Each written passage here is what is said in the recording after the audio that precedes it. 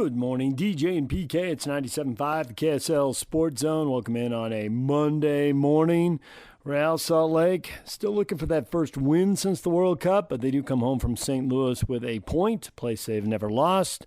Game finishes 1-1, both teams scoring a goal in the second half. The first half, I mean, honestly, that's why people find soccer boring. That first half, they just did a lot of defending and just held on, and somehow it was scoreless at halftime, but that was ugly. But, they're missing half of their field players. They're 5 of the 10. No Gozo. He's got a hip strain. It's not clear how long he's out for. Justin Glad is apparently out for another month, probably longer than that. So they're missing some important players. Those aren't the only guys they're missing, but those are probably the two biggest stars. Morgan Giavogi was suspended, so he was unable to play. But they found a way to get a point, so there was at least that. Here's Pablo Mastroeni after the game in St. Louis ends 1-1. Talk a lot about patience and trust in the structure. For the beginning of the match up until the goal, did it feel like you were making definitive progress in that? Against the ball, and obviously I think they have a lot of different rotations. So defensively, I thought we were, again, didn't give too much up in the first half. Where we struggled was when we won the ball back. And our attacking transition didn't give us respite, didn't allow us to get in our attacking structure well enough. And so I think that was really what built a lot of momentum for St. Louis in the first half.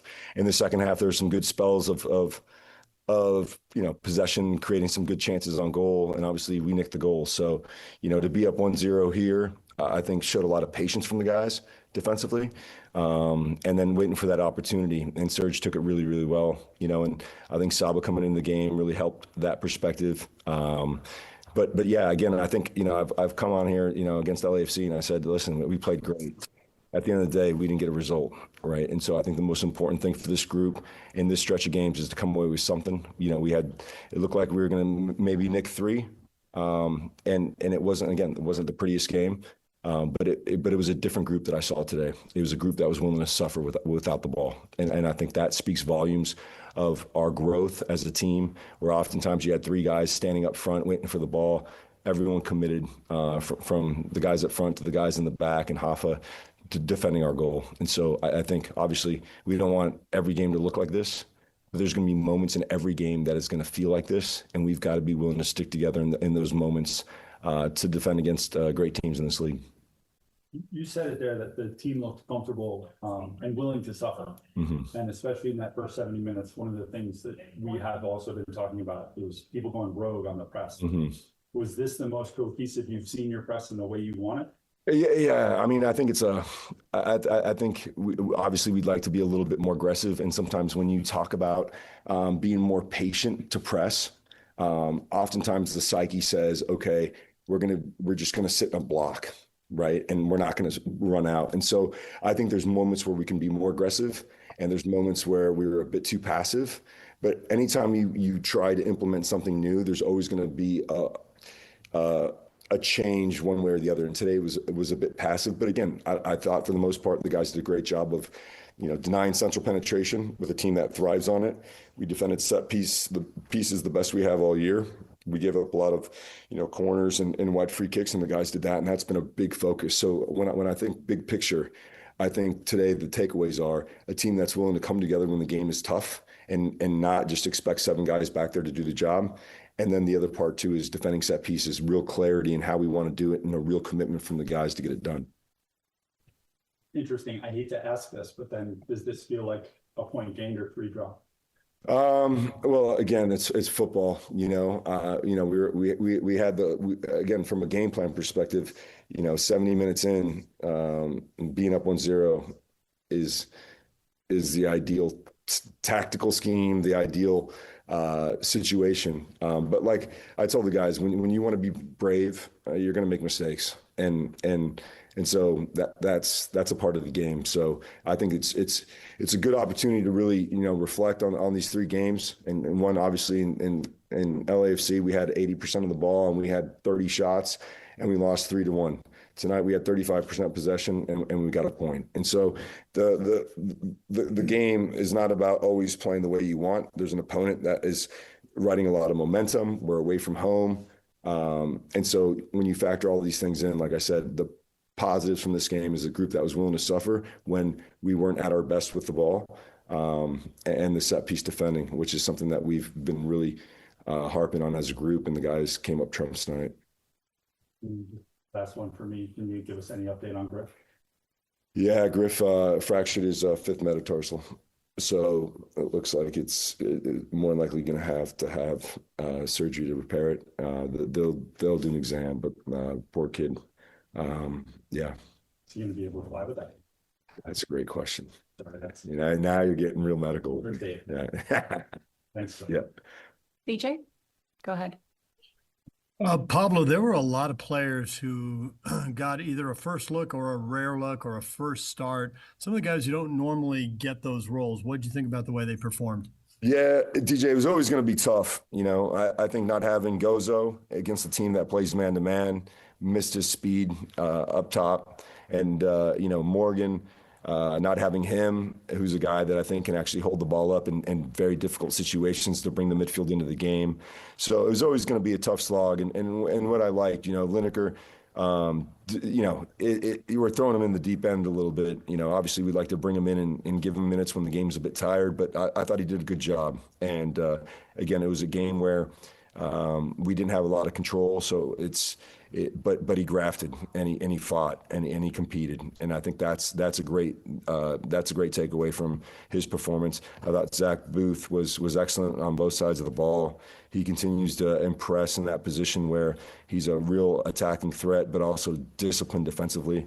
Sam Junko for me was, and Phil, all the guys in the back line, but Sam not playing in quite some time, I think had a top performance, in particular against the ball with the way they were rotating players and then Sabo coming into the game, I thought he changed the game for us and was able to find moments in transition. Obviously, helped create the goal that Sergi scored. So it was obviously a couple of important players missing, but the guys that stepped in, I think, did a good job. And again, this team at home is one of the best in the league at the moment. So with that in mind, I thought the guys did a great job. Given how poor the road results have been this season, one win in Atlanta, how big do you think it was to get a point on the road anytime, anywhere against anybody? Yeah, in particular from a 3-game, road swing. It's so interesting because we can talk about performances and those give you fuzzy feelings. The game against LAFC, guys, we played great, right? And you go to Portland, and for the first 30 minutes, you guys played great.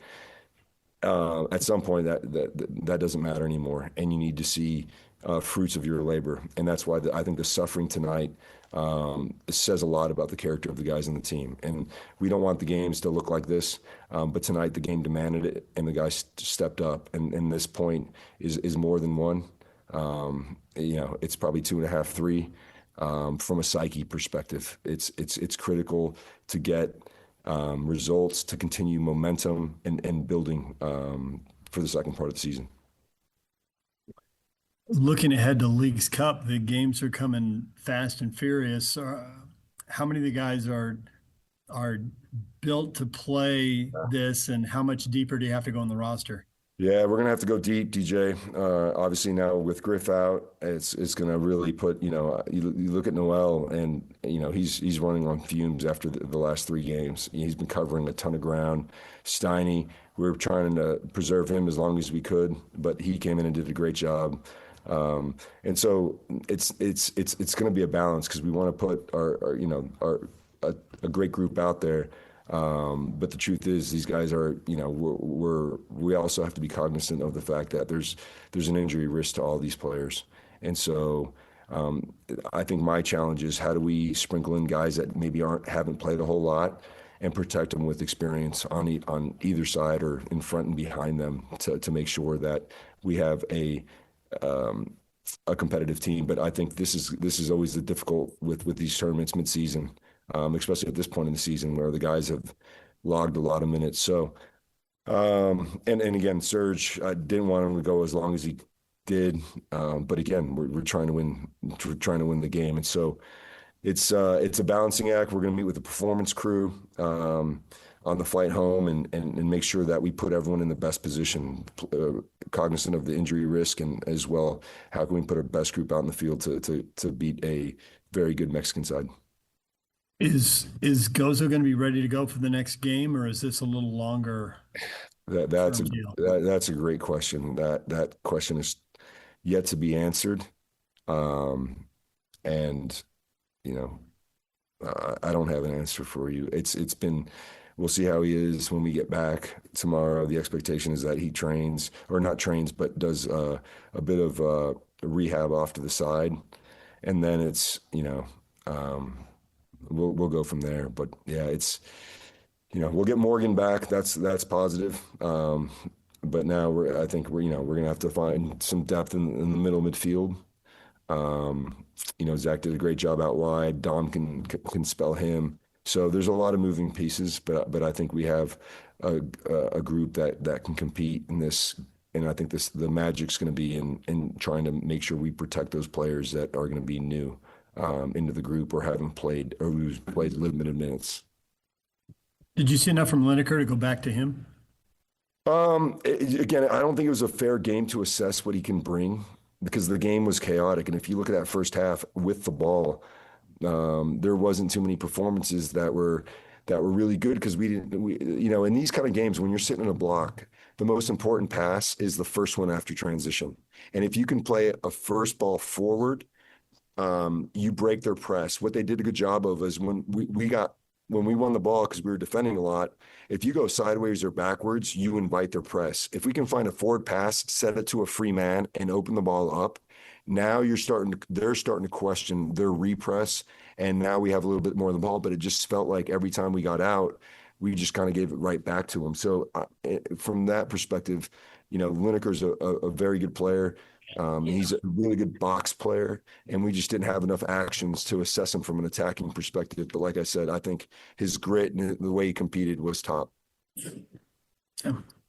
Did you change anything halftime, or is it really Saba's skill set fit exactly what you needed to get a little more possession going in the second half? Yeah, it's more Saba, and we just, what we wanted to do is make sure that we had, because they were rotating so many players, they were overloading our wide areas with a ton of players, and so just making sure that instead of defending with a front three, we're defending with a front two, and basically pulling Saba a little bit deeper to deal with the rotations in the wide areas, and I thought he did a good job. But when you talk about making plays, he got out a couple times, and again, it's his individual quality that got us through. There's RSL head coach Pablo Mastroeni. When we come back, college football with Weber State coach Eric Kjar. Stay with us. Joining us now is Weber State's head football coach. They have begun play as far as getting ready for the season, which opens August 28th. Northern Colorado. That's like 4 weeks from today. And Eric Kjar, coach, good morning. 4 weeks from today. Are you ready? Yeah, good morning. Yeah, we're getting there. We're getting there for sure. We're 3 days in. We got a little more work to do, but the guys are excited. It's getting to be that time of year, so it's fun. We got Riley Jensen sitting in. And before we get into your team, because DJ's off today, Riley, he was going glory days the other day. He's telling us about when you were first over there at corner, you're getting the program going, and he had some tackle-eligible play. No, and he wasn't got you. Oh, he wasn't even there yet. No, oh, well, that's why, because Kjar wasn't there. No, he would have come back and kicked your butt. I never beat Eric. He did come back. We had a game his first year. That'll wait, PK. What's that? I said I was telling PK that away. Yeah. That's good. Dude, listen, Eric, don't side with PK. I'm so sideways with him right now, I can't even see straight. This guy's killing me. Shoot. This guy's killing me. But He's usually like that, I think. I think that's kind of what he usually rolls with. I think that's the norm with PK. Oh, I think so. He came in here and he knows me. Hey, Coach, if you pet a snake and the snake bites you, whose fault is it? That's right. It's You like knew that what old, I was when you picked me up. When Yeah. you picked me up. Yep, PK's the snake. Yeah, He is. Exactly. I prefer to call him Scar, Lion King reference, but, you know, good. same thing. Yeah. Same thing. Yeah, same thing, no doubt. No, I never beat Eric. The first time that I got to compete against Eric was his first year at Corner Canyon. We had him on the ropes. I thought we had him. They came back with Zach Wilson. They beat us. Huge Yeah. comeback. He's just like Michael Jordan. He lets you think you can just win. typical Eric Kjar. He, goes in, makes a halftime adjustment. Yeah, we're gonna win. Nice job, Bradley. Nice try. Thanks for playing. Yeah, it was those were good battles. Especially, were. I think we had two of them, and then Yep. I think we stopped playing, and I think you might even left. I had think, left. Alta. I had left. Yeah. Yeah, it was fun. Hey, you were a pedestrian 181 and 39 at Corner Canyon. Oh yeah, Yeah, I think that's some of my. Yeah. I think that's some of the Jordan. Yeah, years too. I Yeah, freaking, that's the Jordan right. stuff. That was like I think 20, it was like 110 and that, 10 that at was corner. like 29 of the losses. And most of the losses were from out of state, those academy type programs, if I remember. right. Yeah. No, but what I those wanted were to, always good for us to play. what I wanted to like ask those you in games. all seriousness, Eric, is, and I was joking about pedestrian, is that you've built a winning culture at Jordan High School. Clearly, what you did at Corner Canyon High School is unbelievable. Now that you've had a little bit of time at Weber State, what do you think is a common denominator about building a winning culture that you found translates directly to the college level? I think a lot of it is like how your day-to-day interactions with your team, from a staff, but also them with each other too, and what that looks like as far as pushing each other, holding each other accountable, but also loving each other up in all the different facets of football. Weight room wise, that happens quite a bit out on the field, but also just in general, like when we get opportunities to learn more about each other and kind of learn about each other's backgrounds, and then also, show that we care about each other besides just as football players or coaches. I think that's kind of what you are looking for. And we try to have a lot of fun too. I think a lot of time you got to enjoy this process. Gets pretty tough and long, and there's a lot of grind into it, as you guys know. You have to enjoy it, and you got to create an environment where they like showing up to work hard and be a part of that grind. How do you blend? I think you got like almost 70 new players on the roster from even you got I don't know how many you would know from where you were to spring to now. How do you get everybody to come together like that? Yeah, I mean, I think that's a lot of it, just trying to be around them as much as we can. I think we've done a good job of really participating and being around our players as much as you can, through like some of the strength conditioning stuff and being able to generate some commonality there with them. But also it's kind of nice that they are all new. It's kind of a blank slate. You kind of get to introduce your culture, what you're like, who you are, and what you expect of them. And they're all kind of headed in the same direction versus maybe, habits that they've had previously. It's kind of, they've came in with a blank slate, and same with us, and, trying to just really get everybody moving in the same direction with the similar plans. Been a little bit easier, I think, because of that. As you're moving into your first season with Weber State, obviously you brought in Devin Brown, and he's one of the long line of Corner Canyon quarterbacks that you coached at Corner Canyon. He's probably the one I know the least about, and that I've heard the least about. Obviously, Jackson Dart, Zach Wilson. There's been a lot of really good quarterbacks there. Tell us what helps him to stand out. Tell him what you tell our listeners a little bit about him. Like, what is he like? What does he bring to the table?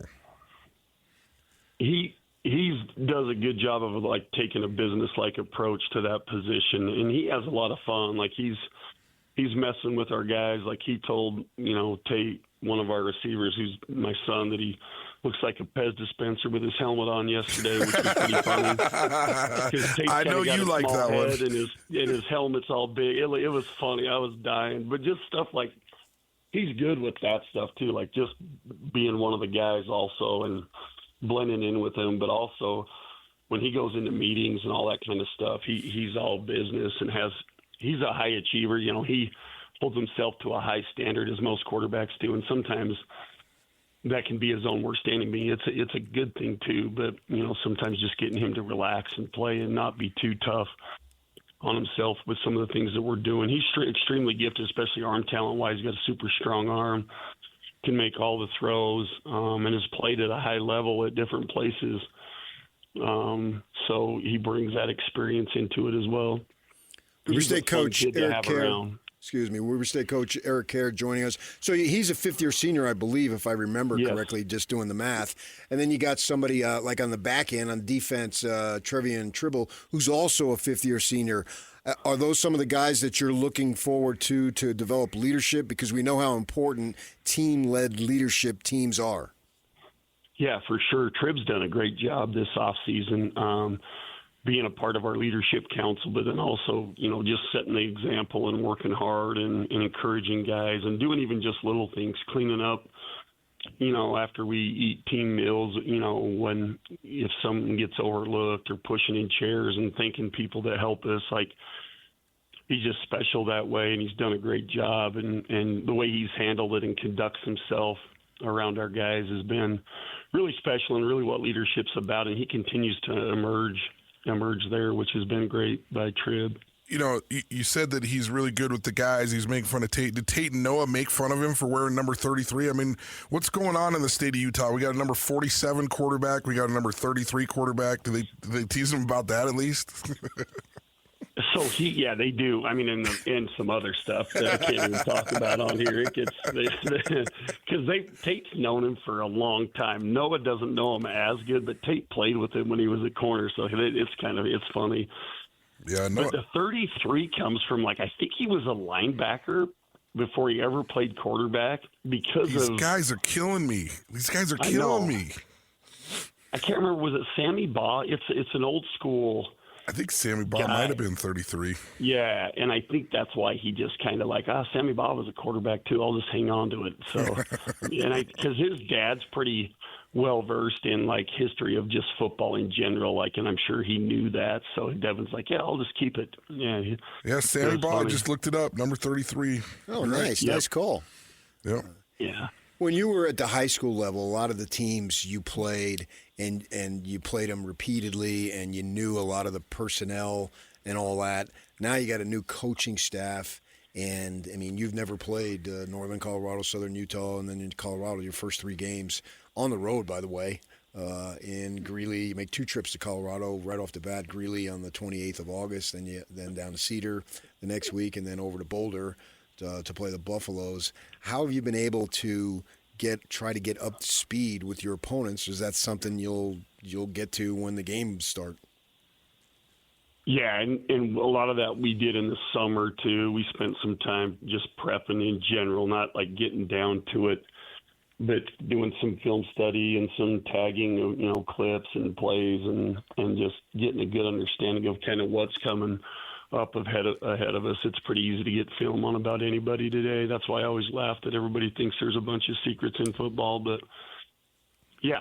I mean, we've started that process, in general already, and I think that's going to be something that'll continue to help us just being around and us, this staff, knowing opponents a little better and better as we go along over the years. But I think football, for the most part, is pretty consistent in different schemes that everybody likes to try to run. Now, obviously, some of them run them a lot better, and then, you look at the talent, the physicality, and some of the things, and calling plays in certain situations that make them a little bit more effective factors into that. I think that's going to be something that we'll have to get more of a feel for, but it's exciting. That part's kind of the fun part of football, I think, too. I would say Riley would kind of say the same thing, too. The game planning prior to and going into stuff and get an idea of what you're going to do and how you're going to attack is a really fun part of football. Well, I think that's what separates you from all the other good coaches that I know is just the play calling. And I don't think people understand what an art it is and how good you were at the timeliness of your calls. It's not always about what plays you have. It's when you call them, If you could outline just one thing that was the most surprising about like coaching college football so far, and then the one thing that surprised you the most about Weber State. Oh man, that's a good one. Probably the biggest surprise so far has been the recruiting aspect and like just how it's a challenge in general. And I think it's gotten obviously a little bit tougher over the years now with some NIL and rev share and that kind of stuff, and really kind of what kids are about, what's important to them, and trying to find that and find guys that's going to match up with what you want in your program. I would say that's probably been the biggest thing so far. And then what was the other one? I'm trying to remember. The biggest surprise about Weber.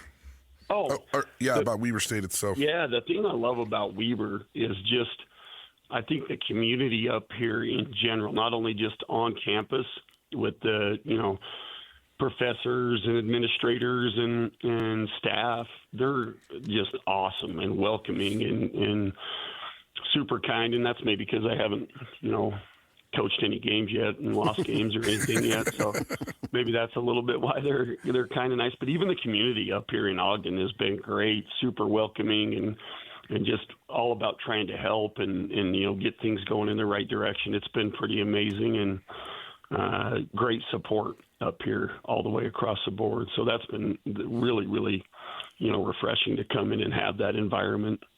Weber State coach Eric Kjar joining us for a few more minutes. I sat in the stands for so many of your games over the last decade. And you were like yelling stuff out. I've heard some of those before. They're like, you should have heard what PK was saying up in the stands about this you guy, while you were coaching. Unhinged. It's unbelievable. Scar's a good nickname for him. I'd always try to guess your play calls, particularly in the second half, and Riley spoke to that. I can remember a game at Rice Eccles. I think it was against Lone Peak, and I was on the sidelines, and I was creeping towards you in the first half because you were bugging me. But then you went into the halftime, and you made a bunch of adjustments, and you won the game, so I let you go. And I always enjoyed trying to guess what you were going to do as the game progressed. And, I got like 1/1,000,000th of the knowledge that you guys have. I'm not going to kid anybody here.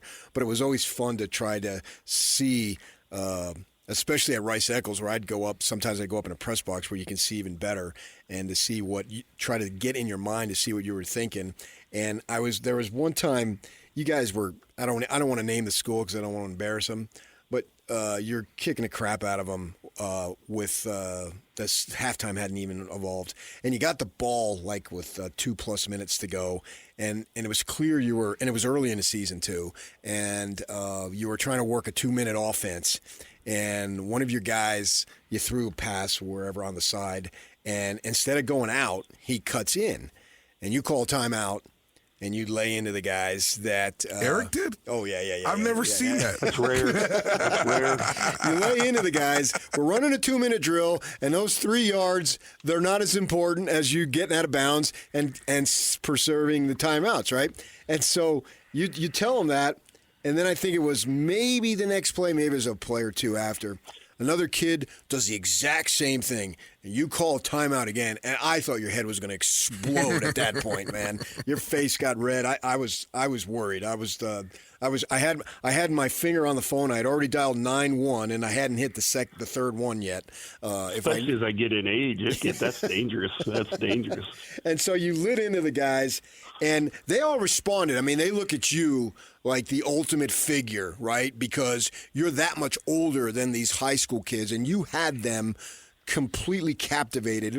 And generally speaking, from talking to assistants and administrators, I've been around the program a little bit from a distance because of the family situation. Yeah. I'm wondering, how is that going to be now at the college level? Because these guys are older. They've been around a little bit. How are you going to be able to treat them and coach them up in a manner that you did? Would it we have to use some finesse? Just take us through that, how you intend to do that.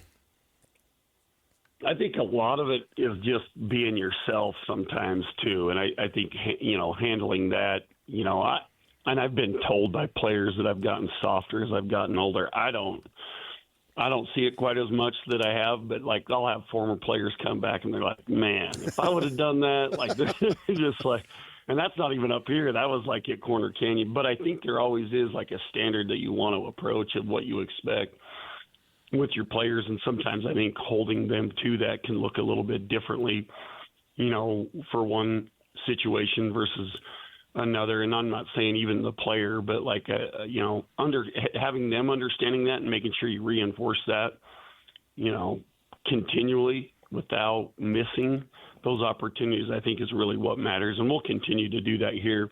I don't know that I'll always be quite as animated as I have been in the past, but I'm sure, emotions, who knows, I'll probably get there a few times, definitely. And our players have kind of had a few of those moments where they've seen me like that a little bit. And I think that's kind of been good for them a little too, because, they've even spoken about, just the importance of how they've appreciated being held accountable more, and having a standard that, I expect them to play at, and they've appreciated that. So I think sometimes being authentic really is maybe more important than trying to be too calculated with especially that part of it.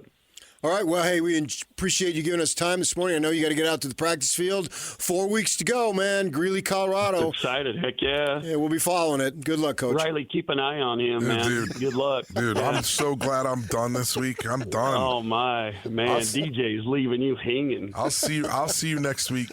I'll see you next week, Eric. Thanks, Riley. All right, man. Appreciate you. There's Weber State coach Eric Kjar. When we come back, PK and I looking at college football schedules. Stay with us. DJ and PK brought to you in part by Beehive Meals, honoring people that impact youth sports in our communities. Nominate the youth sports volunteer for the Beehive Meals Hero of the Week at KSLSports.com/contest, and listen every Thursday afternoon to Jake and Ben for the winner. It's the Beehive Meals Hero of the Week. DJ and PK, it's 97.5, the KSL Sports Zone.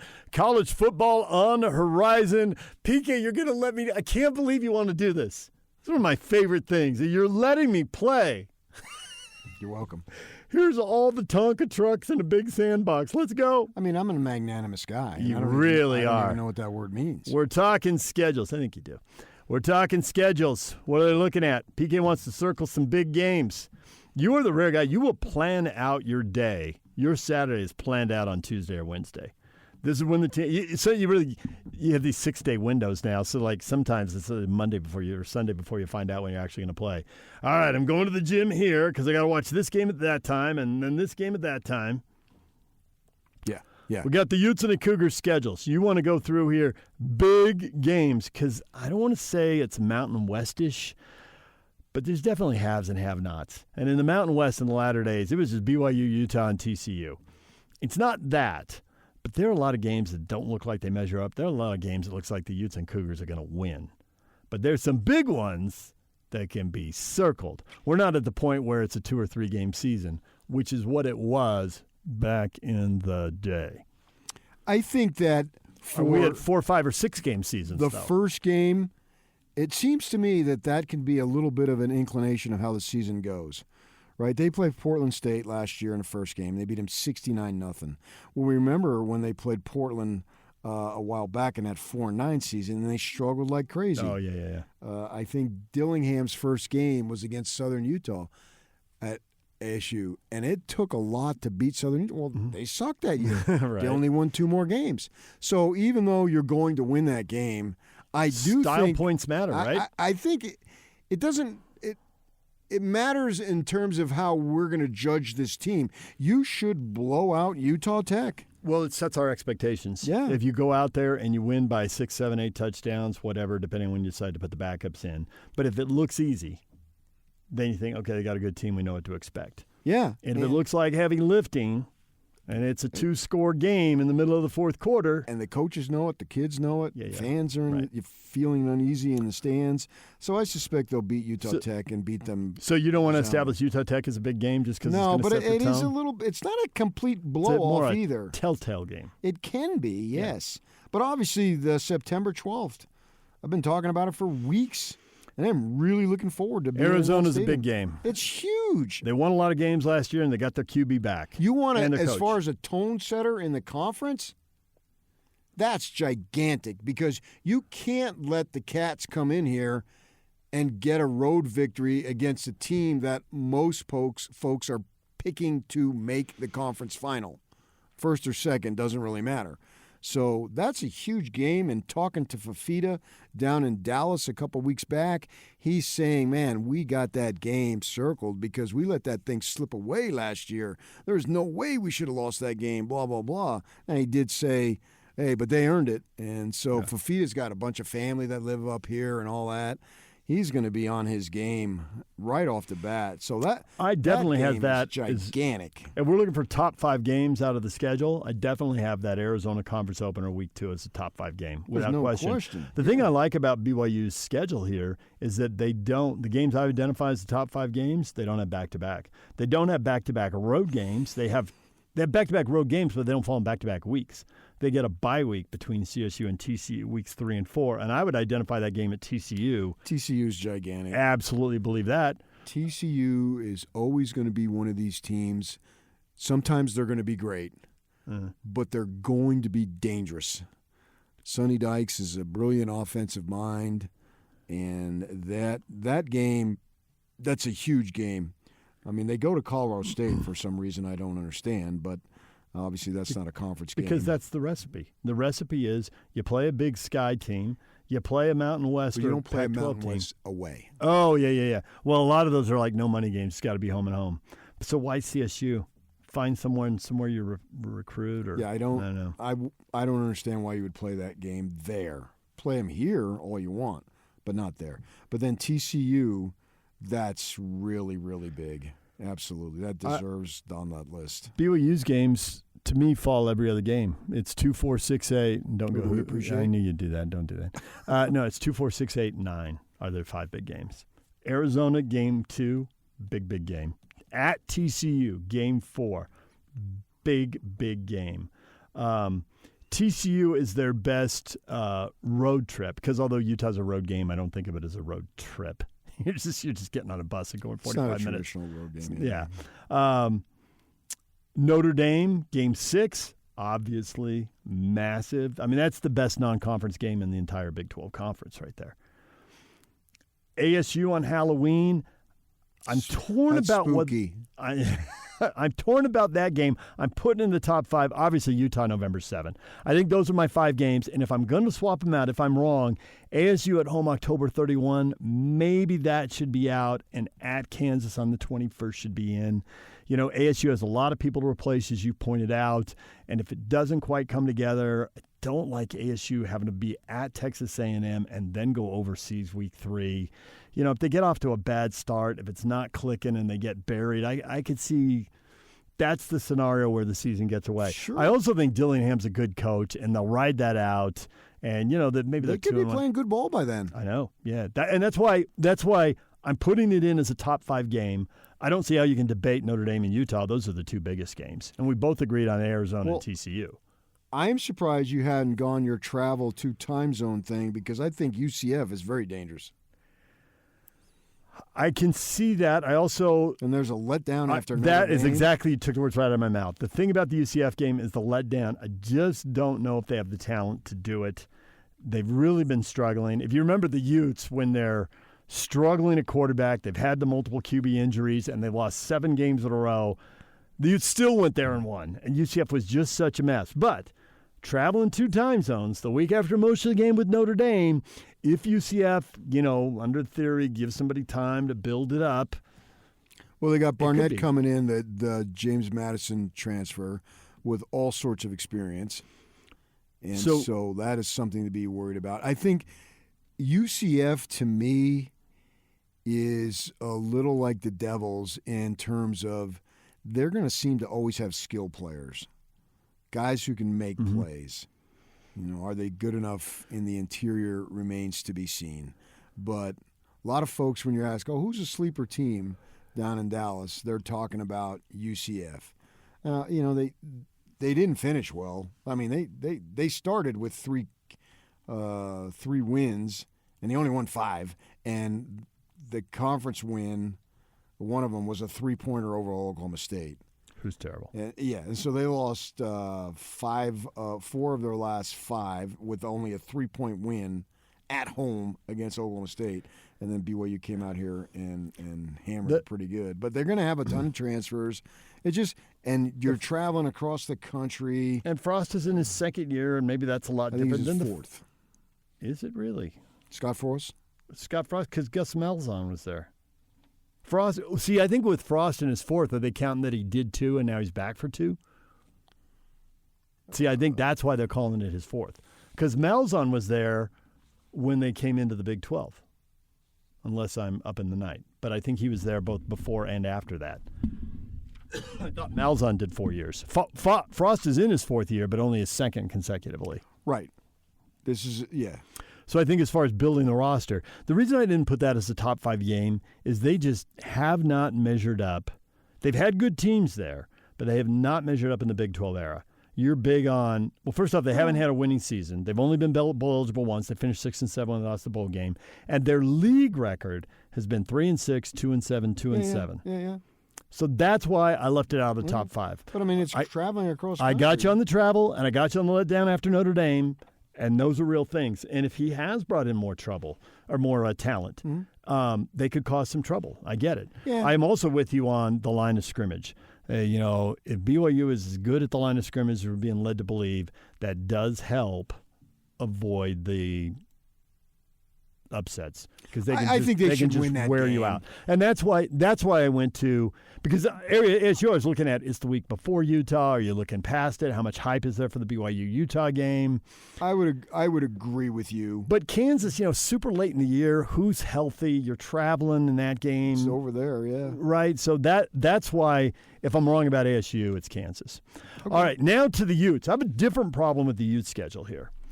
The Utes, they do not have their big games spread out. Their big games, I think, are stacked in November. Their November is Lockout, BYU, Arizona, TCU 3 weeks in a row. BYU at home, at Arizona, at TCU. No bye week for a breather, none of that. That is just, wow.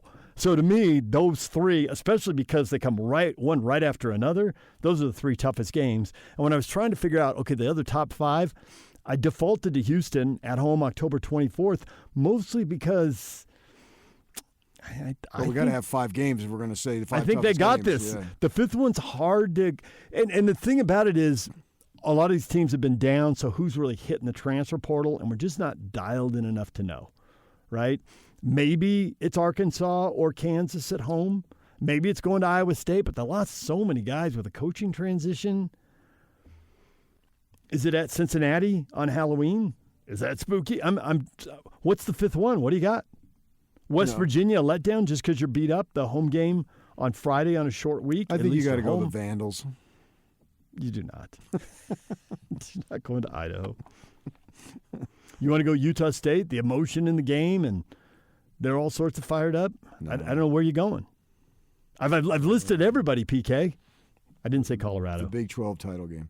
Colorado's been talking up a game. Yeah. And we'll see. Their coordinator who was at Texas for a time, he said that he believes their offensive line is better than anything he had at Texas.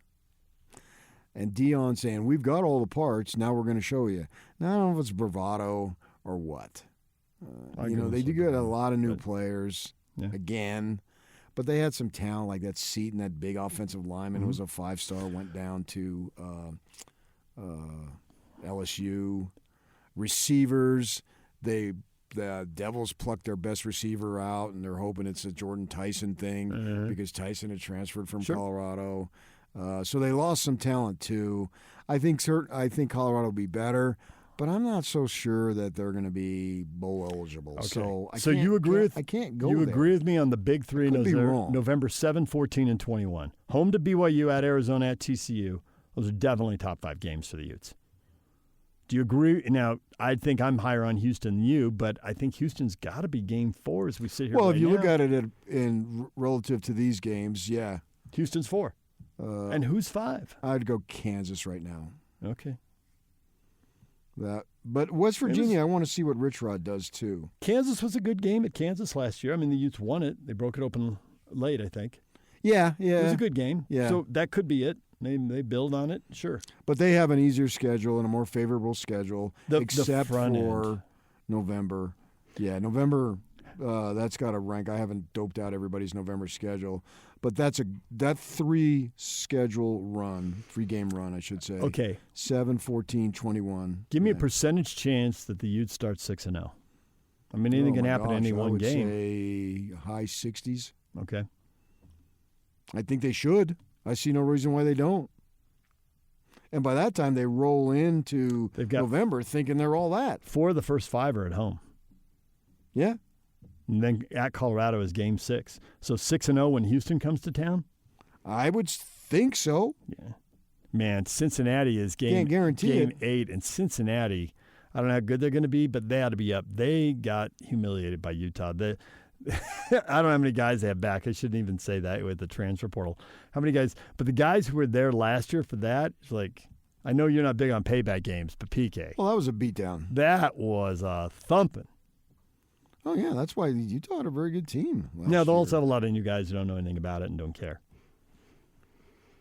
Utah.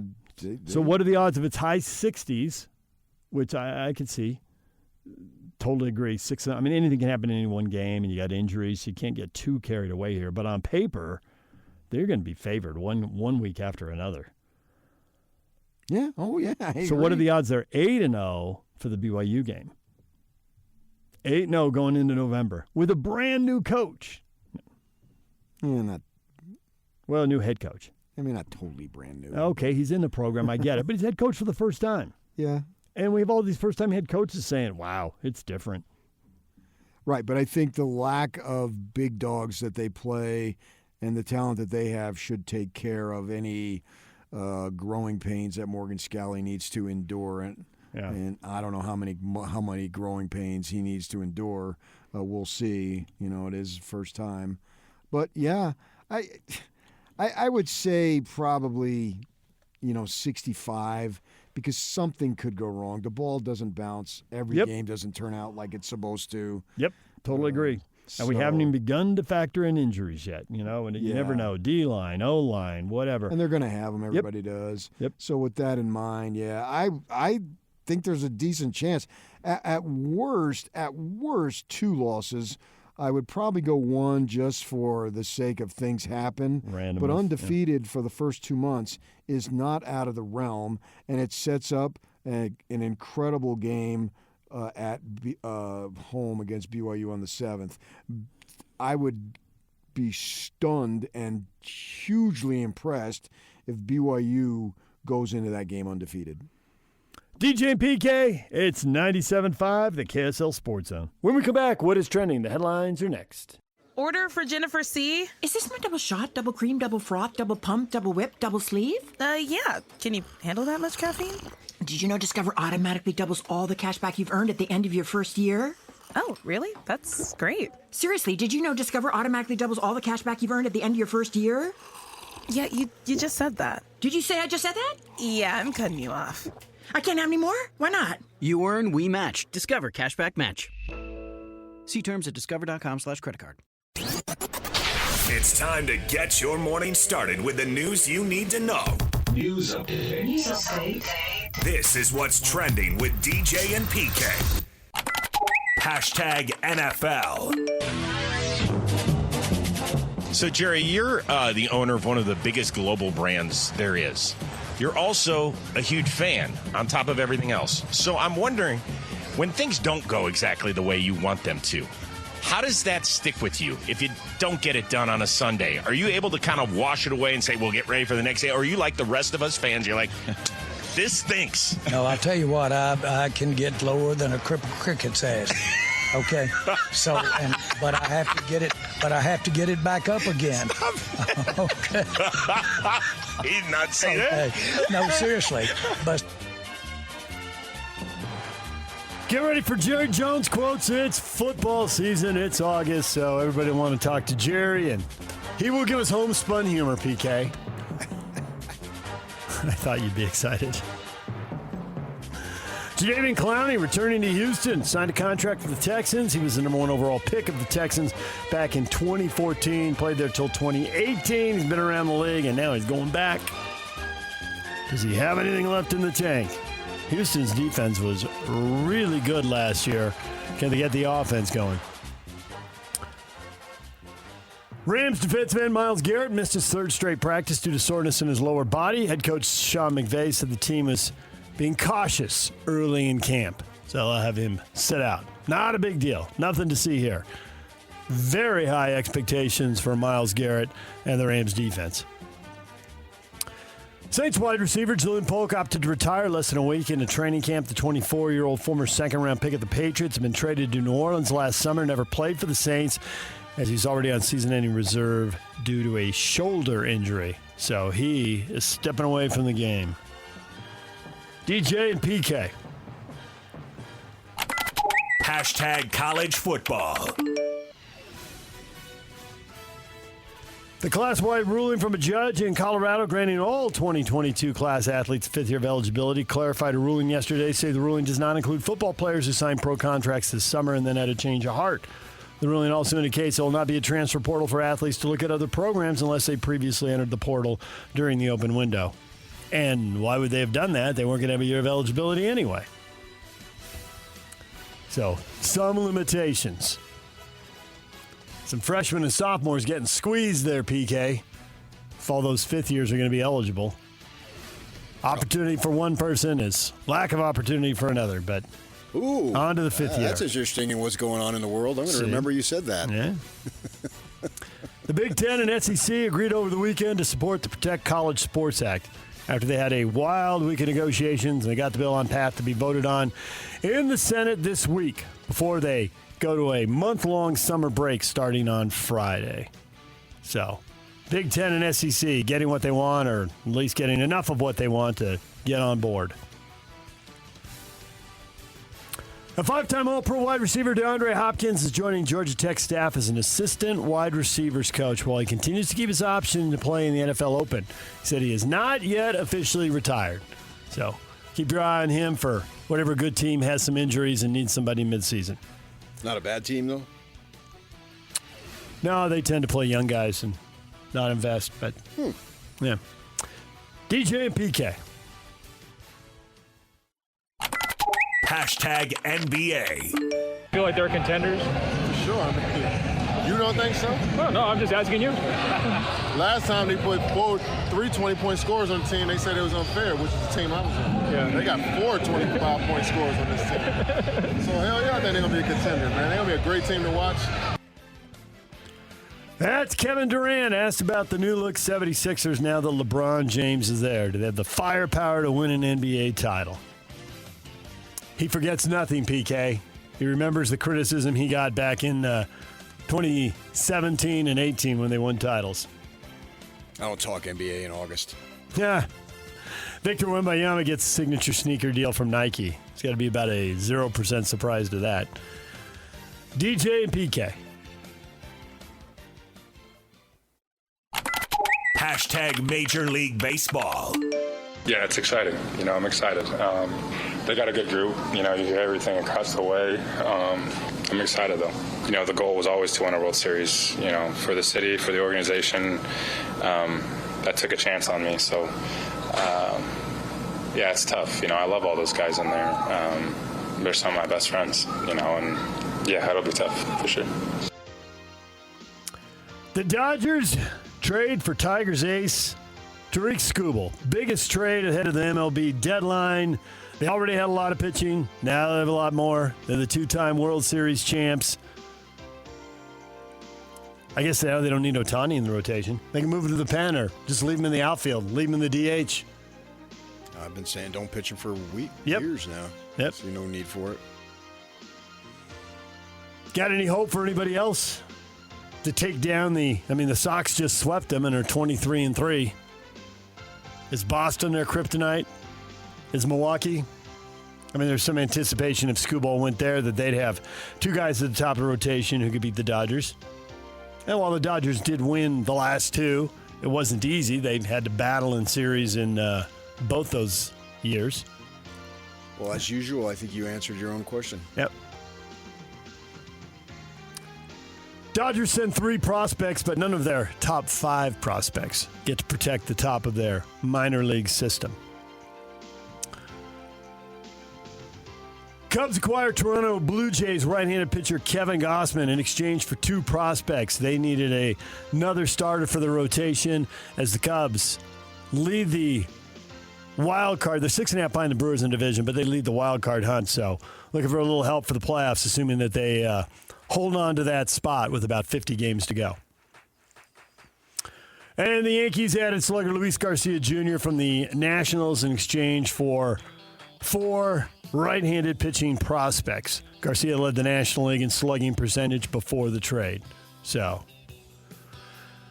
Yankees down with injuries, need a bat. Not that he can replace Aaron Judge, but hey, need a lot of help, right? On the field, impressed with the Astros sweeping the Rangers, taking the lead in the AL West? On the advice of counsel, I respectfully decline to answer based upon my rights under the Fifth Amendment of the Constitution. Thanks, Doc. That'll make for a good show. Your guy. It's a long season, man. Things can happen. Astros 2.5 up, so plenty of things can happen in the last 50. But things change quickly. They've won 6 straight, and the Rangers have lost 5 straight. The sweep's part of that, but like you said, 1 week and everything flips around. Padres and Diamondbacks battling for a wild card. Start a series today. You revved up for that one? Or chasing the Dodgers, what does it matter? On the advice of counsel, I am. You are? Your lawyer told you to be excited about this game? This series? Sure, yeah. I mean, we're in August now, man. These games matter. It's not do or die, obviously, but still, they're very important. Diamondbacks and Phillies are tied for the second and third wild card, and the Padres are a game back. So the Bees, now talk about things changing. That was a bad week. They got swept, lost 6 in a row to Sugar Land. They got a 7-game losing streak. Gave up 2 in the 9th. Looked like they might snap the streak, but no. They get beaten. Off today, they'll play the Dodgers, Oklahoma City, tomorrow. DJ and PK. Hashtag RSL. Sanabria tries to send a ball into Salons. Cut out. Good step by Baumgartel. Held in, though, by Caliscan. Caliscan to Saba. Flick around the keeper. And a goal! And RSL scores. Salons rounds the keeper. The assist to Saba. And RSL against the run of play has scored just short of the hour mark. But they made a big mistake, gave up a goal later, and it ends 1-1. They split the points. They've still never lost in St. Louis, and they pick up 1 point and come home now to get ready for Leagues Cup. They're playing Tigres tomorrow night at America First Field. The first 45 minutes of that game, PK, if you weren't watching, you didn't miss much. That's why people don't like soccer. That's why people say it's boring, kicking it around. Now, they were down 5 starters, so yeah, I get the whole defensive mindset. That. Yeah, the whole defensive mindset that they don't usually play, and they had 5 in the back, and they usually have 3 and put the other 2 guys up attacking. I don't think that's a fair – it's an outside assessment, but I don't think it's a fair assessment under the circumstances. You got to do what you got to do. And the starters, some of them were missing. I mean, obviously, they're missing Gozo, who's just very important. Morgan Giavogi, who's very important. Justin Glad, who's very, very important. I mean, they were missing some guys who are big-time difference makers for them. And how many of those guys will be back for the Leagues Cup? Well, Giavogi will, because that was a 1-game suspension for the red card. Gozo, it depends on how things went yesterday and how they're going today. That was going to be a decision made in the last 24 hours, according to Pablo Saturday night. So we'll see what today holds. And Justin Glad, that's long-term. So I don't think we'll see him in the Leagues Cup, and it'll either be late August, more likely September before we see him. Utah Royals gave up a goal in the first minute and then scored 5 straight. And they beat the Portland Thorns and They've been 1, 2, or 3 in the league all year, and they're staying in the top quarter of the league with that win. DJ and PK. #golf. Michael Thorbjornsen rolling over the weekend, wins the Rocket City Classic, 18 under. Zach Blair and Patrick Fisher tied for 50th at 4 under. Tony Finau shot a 77 on Sunday. He finished 2 over, tied for 71st. Big Fishburne, excuse me. Big win for Thorbjornsen. Yeah. Breaking through. For sure. And in the Rocket City Classic, that's one of the tournaments expected to go away. I don't get. Isn't that a Detroit tournament? Are they in Michigan? I thought they wanted to go to major markets. Detroit's a top 20 market. What are they doing? By that, huh? Yeah. What's the tour going to look like? What are they doing? Derek Hitchner with a birdie on the first playoff hole wins the Korn Ferry Tour event, the Utah Championship, the Ogden Country Club. It was a record-tying 5-man playoff. Yeah, that was something. Yeah. You watched some of that on the Golf Channel there? Yeah, I did. Yeah. Daniel Summerhays tied for 50 at 13 under.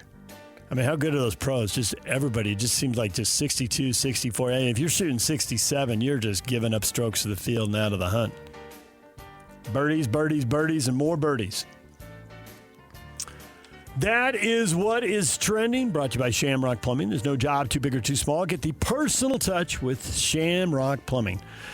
Coming up, Bob Nightengale, Major League Baseball columnist for USA Today, is going to join us at 8:30. And we will talk about... 7:30. So 7:30. Yeah, they just moved him. He just changed. We're going to talk about the Skubal trade with him, the Dodgers, the thought of little or no baseball in 2027. Plenty of topics for Bob Nightengale coming up at 8:30.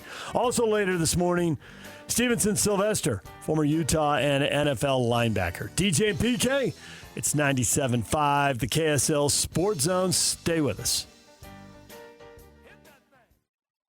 3, 2, 1. This is Scotty G and Coach Tim LeComb. SEC Commissioner Greg Sankey, as he kicked off and the SEC kicked off their football media day, said that he is not happy whatsoever with what's going on in terms of the Protect College Sports Act. He has had conversations. The conversations about them tearing away from the rest of college athletics is real. You know, college football, it's ironic that they're against the Save College Football Act. They don't want to be governed. I mean, that's what I keep hearing. The SEC, the Big Ten, they're the ones that keep dragging their feet. Everybody else wants to get this done, but because they feel like they are better than everybody else, they should get a better deal. I really can't stand this guy. I really, there are certain people out there that are just hell-bent on wrecking things that don't need to be wrecked. Catch Scotty G and Coach weekdays from 10 to 2. Presented by Mountain Land Supply on 97.5, the KSL Sports Zone. Hear that? That's now Crispy and McCrispy strips meeting creamy Caesar sauce. Sounds extra crispy. Caesar sauce at McDonald's for a limited time. Ba-da-ba-ba-ba. Join Scotty G and the coach Wednesday in Nephi at the Bar Dub Grill off exit 222 in Nephi. They'll be doing the show live on location from 10 a.m. to 2 p.m. DJ PK, it's time for the question of the day. Are the Dodgers to blame for the impending Major League Baseball lockout? There are plenty of people, PK, have filed their comments away that yes, indeed they are. But I got to say, I'm with the minority on this. No, they're not. Have they spent a lot of money? Yes, they have. Have they spent the most money? No, they have not. Have they spent it better than the top 5 or 6 teams? Yes, they have. They found some bargain deals along the way. But I think that the biggest thing, the owner's talking point here is going to be lack of competition. They've won 2 in a row. They're going to win 3 in a row. How can anyone compete? Well, teams have competed. They've been sweating it out in playoff series the last couple of years. They've got about the same record as 2 or 3 other teams right now. It goes back and forth a little bit, but the 3 best records are all pretty close. I think the big thing here is you see the sales of teams in these other sports and the values going way up, and baseball teams aren't escalating at the same rate. And whether it's true or not, what has been pegged on is you don't have cost containment, and they do.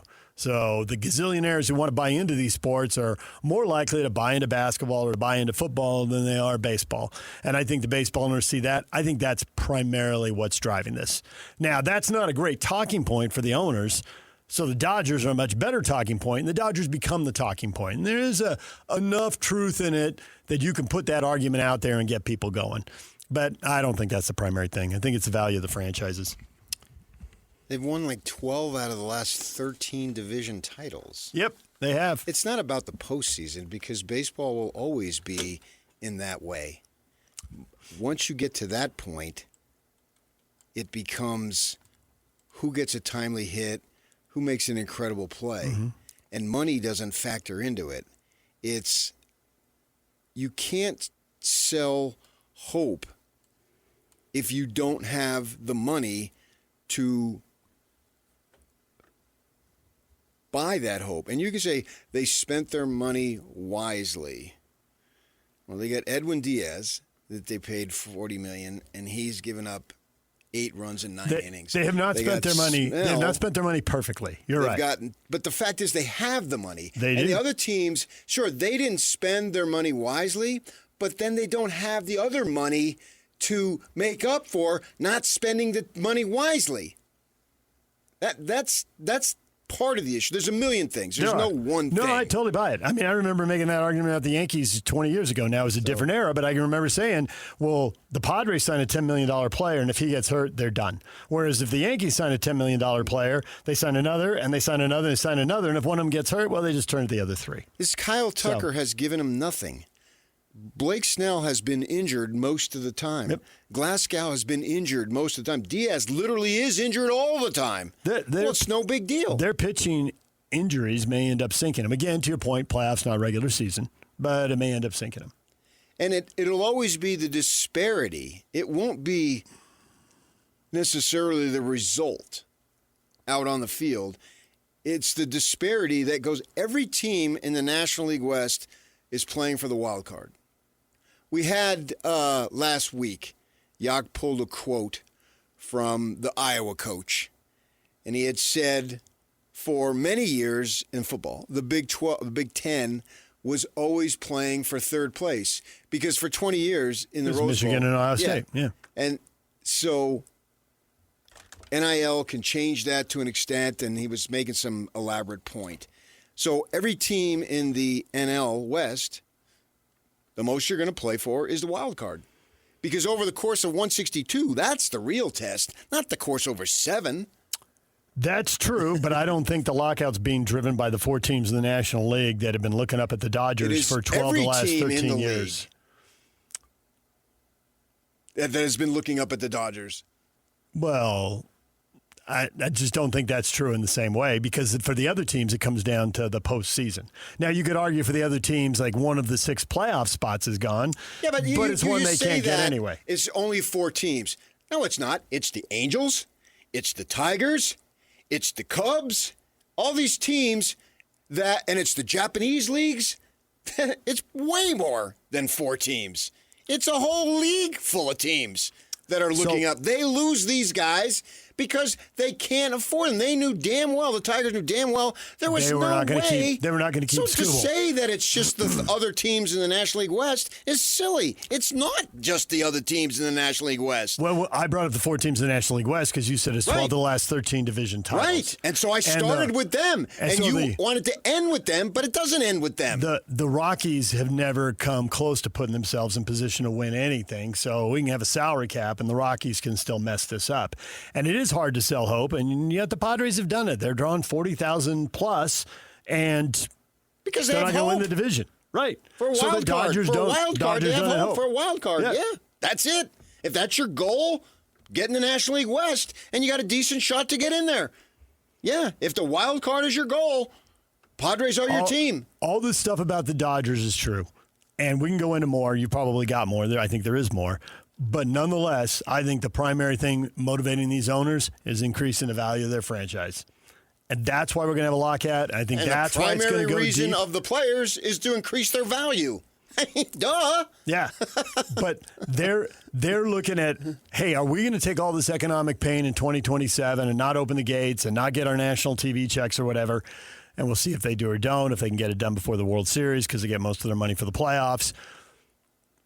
But when you got a chance to make $200, $300, $400, $500 million more, $1 billion more, however much they are projecting that the franchise values will increase, I just don't think this lockout is motivated by all these baseball factors.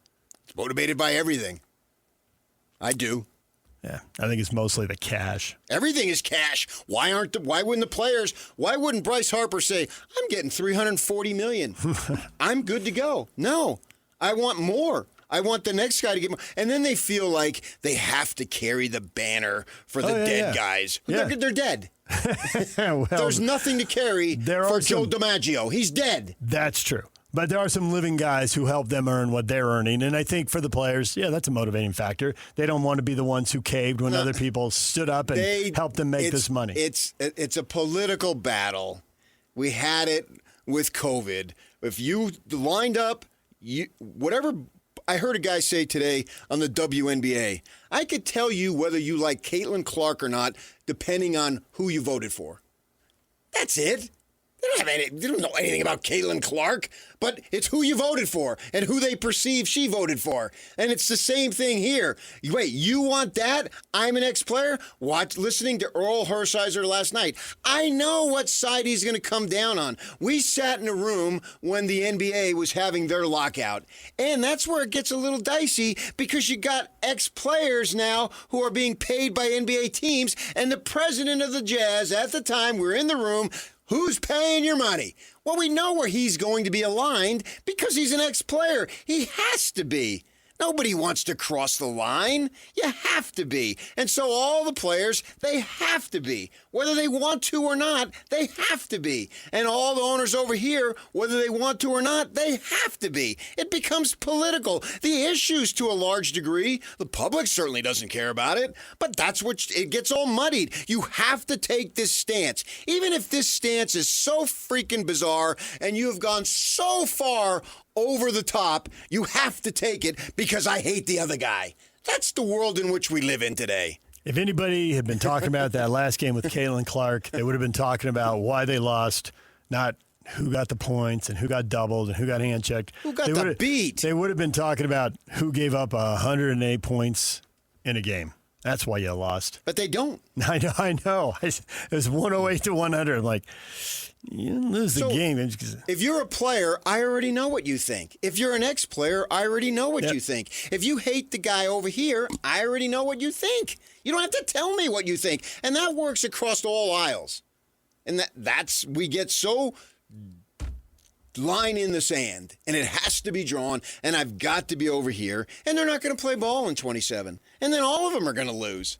And then we'll have to start over like we did in 94. Going into the 95 season. Away we go. That's what's going to happen. And then, in 15 years, it'll recover and we'll go on and blah, blah, blah. It's not, to me, it's not worth losing any sleep over. They're going to do what they're going to do because they have to do it. That's what it sets up. A salary cap? You might as well say I'm a mass murderer or something. No way. And then the owner, well, look at the Dodgers over here. All these guys that they sign, they've developed a great system. Who the hell's come up from their system? They're all a bunch of free agent acquisitions or trades. Well, the guys who are still in their system, they protected the top five. That's just for the next trade. Well, but how do I know the top five are going to be anything? You don't. There's literally been number one picks who've sucked. And even when you're a top prospect, even after you've been good in the minors, it doesn't necessarily mean you'll be good in the majors. Right. They're guys who shine. A prospect is just that. But I suspect that those top five are there largely to get dealt in whatever the next trade is. Well, maybe so. Yeah. Maybe so. You can rip the Tigers for this trade, but who knows? I never heard of any of these guys. I'm following the minor leagues to that level. I follow the local team a little bit here, and that's about it. Or you hear of some guys, and that's, when Chris Bryant was coming up for the Cubs, I had heard a lot about him. And so for a while he was pretty good. The but Padres, is he a Hall of Famer? Not even close. Yeah, the Padres had a fire sale and traded a guy who was popular and could really hit, and they got a bunch of minor leaguers, and everybody's like, ho hum. Yeah, well, one of them turned out to be Trevor Hoffman, so that worked out. Right, but it doesn't always. You don't know. So I couldn't come close to evaluating the trade because even the people who could come close to evaluating the trade aren't really sure. So. But get something back because he was going to walk as a free agent. Yeah. And where does he go? Dodgers. Yeah. That's a bad look for the game. You can get in the weeds, but under the theory that perception is reality, that's a bad look for the league.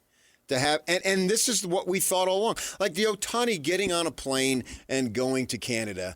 I hope he flew coach and gained miles because he was never going to go sign with Toronto.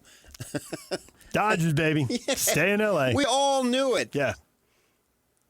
And away he goes. Yeah. And they're 2 for 2 with him in the World Series with a chance to go 3 for 3.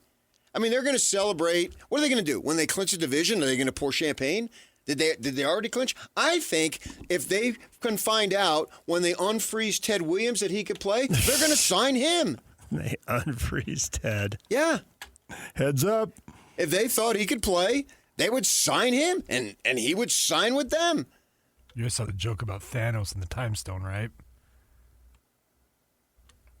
No. Okay, so social media, they said Thanos from the Avengers movie, the Time Stone, you can go back in time. Yeah. They were going to activate their Don Drysdale. They were going to go back and activate all of their legendary pitchers. Yeah, I saw from that. Dodgers history. Signed Drysdale, sure. Yeah.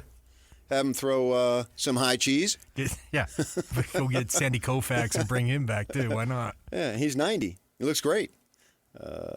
So the perception is you're turning off the fan base. And if you turn off the fan base, that's what matters the most. Because then nobody gets the ultimate. But they're all millionaires and billionaires. Am I going to bleed for these guys who don't play next year? Probably not. No, life will go on. I mean, it'll suck. It's my favorite sport to watch in the summer. I watched multiple games yesterday. Last week or the week before, I went to 3 ballparks. I'm going to Dodger Stadium here in less than 3 weeks. Yeah, it's something that I enjoy to do.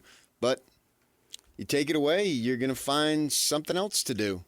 Away you go. I mean, if I made it through the silly COVID thing where I had to sit in my basement with 5 masks on, I can do this. So away you go. And you can pinpoint this or that. But Joe Fan driving to work today doesn't care about that. He wants his baseball. Yeah. We want our games. Right. And we're not going to get them. Whatever money issues you're fighting over, he or she, they're worried about making a car payment and making a house payment. And if you're renting, well, how the heck am I going to be able to afford a house when the interest rates keep growing? And that makes $1,000 difference. I saw something that the house that I bought a while ago, it would be $1,000 more a month. I wouldn't be able to afford it. And that's what people care about, is that if it affects if it affects your wallet, you care deeply. If it doesn't affect your wallet, to a degree, you care. But do you care deeply compared to things that affect your wallet? No. So whether they have the assessed valuation of the franchise goes up another $40 million or $100 million, that's in one ear and out the other. The perception is the game is slanted hardcore towards that team over there. And they're not to blame. They're just the example for the blame because they're playing by the rules. No one's saying they're breaking any rules. Set up for that, for them to do this, so they do it. I don't blame them. It's not has nothing. I've been a Dodger fan, but I'm not a fan in the way that fans are. But I've been following this team since I'm 15 years old. And I moved to Arizona, and there was nothing out there, and we got the Dodger games on the radio. And I listened religiously for years. And then we ended up with, what was it, WGN, and then the Turner Network, and then away we went. And then you had a cable took over, and yeah. Yeah, but I still have followed them and I lived there for a decade, blah, blah, blah. So from that perspective, yeah, good for them. But we knew it was coming. It was just, well, it was going to come Saturday, was it going to come Sunday, or was it going to come today? When are they going to get the deal done? Because the deadline is, I think, 4 o'clock our time today. So it was just a question of when. And heck, I just told you that I've had my tickets now for a few weeks now. I hope like heck he pitches. That'd be awesome. You'd rather see that than see some bullpen game? Yes, precisely. Which they played the Red Sox and wanted the start to go 2 2/3. I mean, essentially. Yeah, they got swept over the weekend. Yeah, I mean, who wants to see that? Yeah. I would much rather. I thought about doping it out, but I thought, it's too far away. It is. So there's too many. I'll wait till we get within a week. My sister went to see Reno. They go gambling in Reno. And the Reno Aces AAA team. And she's a big Diamondback fan. She mapped it out to see if this Brandon Pfaadt could pitch. And she literally asked Tony Parks, do you think he'll pitch? Because they put him down, and now since he's been up, he's 5-0. And the game that he started 6 games, and the game that he didn't start, he left in the 7th inning with a 6-0 lead, and they blew it. The guy, for whatever happened down in Reno, I have no idea. But he's come back, and he's looked like Don Drysdale. I'm sure that he's mapping out when he's a free agent so he can sign with the Dodgers. It's just, the perception is right now it's not good. Whether the evaluation of the franchise goes up or down or stays the same or somebody else wins it in October, that won't change. The Dodgers winning it adds to it, but if they lose, it does nothing to take away from the feeling and the perception. If they lose to the Brewers, who have the 19th best payroll. And they're a very good team. Yeah. But didn't get Skubal, which seemed like their best path to winning the World Series, because then you'd have 2 guys. I mean, he'd be awesome when they started games 1 and 2, and you turn them around and run them out there in games 4 and 5. Well, yeah, I mean they get 4 or 5 starts out of Miz and Skubal. They'd have been something. And who's to say they still can't do it? We'll have to see.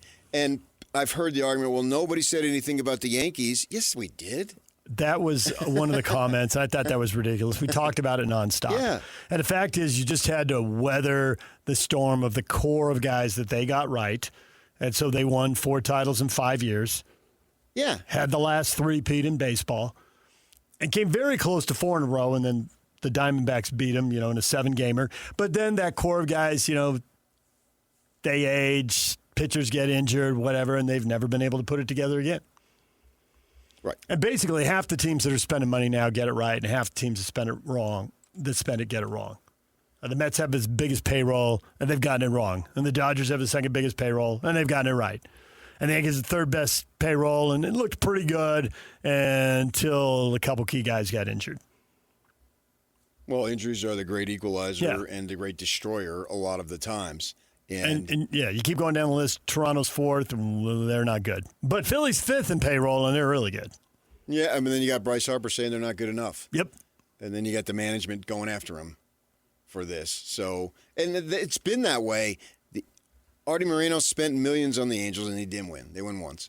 But they signed Rendon. He didn't play a lick. And they signed Pujols, and he got way old. So you're always going to have top spenders are busts, and middle to lower spenders are really good. Yeah. But that doesn't change anything. When the top players, you get the top free agent, you get the top pitcher. Well, they've been collecting MVPs. You get the top Japanese players. Betts is an MVP, they get him. Otani's an MVP, they get him. And you're right. Then you got players coming over from Japan. And if you're great in Japan, there's a good chance you're going to be great in the United States. They've proven over there that they play legitimate, high-quality baseball. And sure enough, last year, they don't win that World Series without Yamamoto. Now, it's funny, they don't win it necessarily without Miguel Rojas.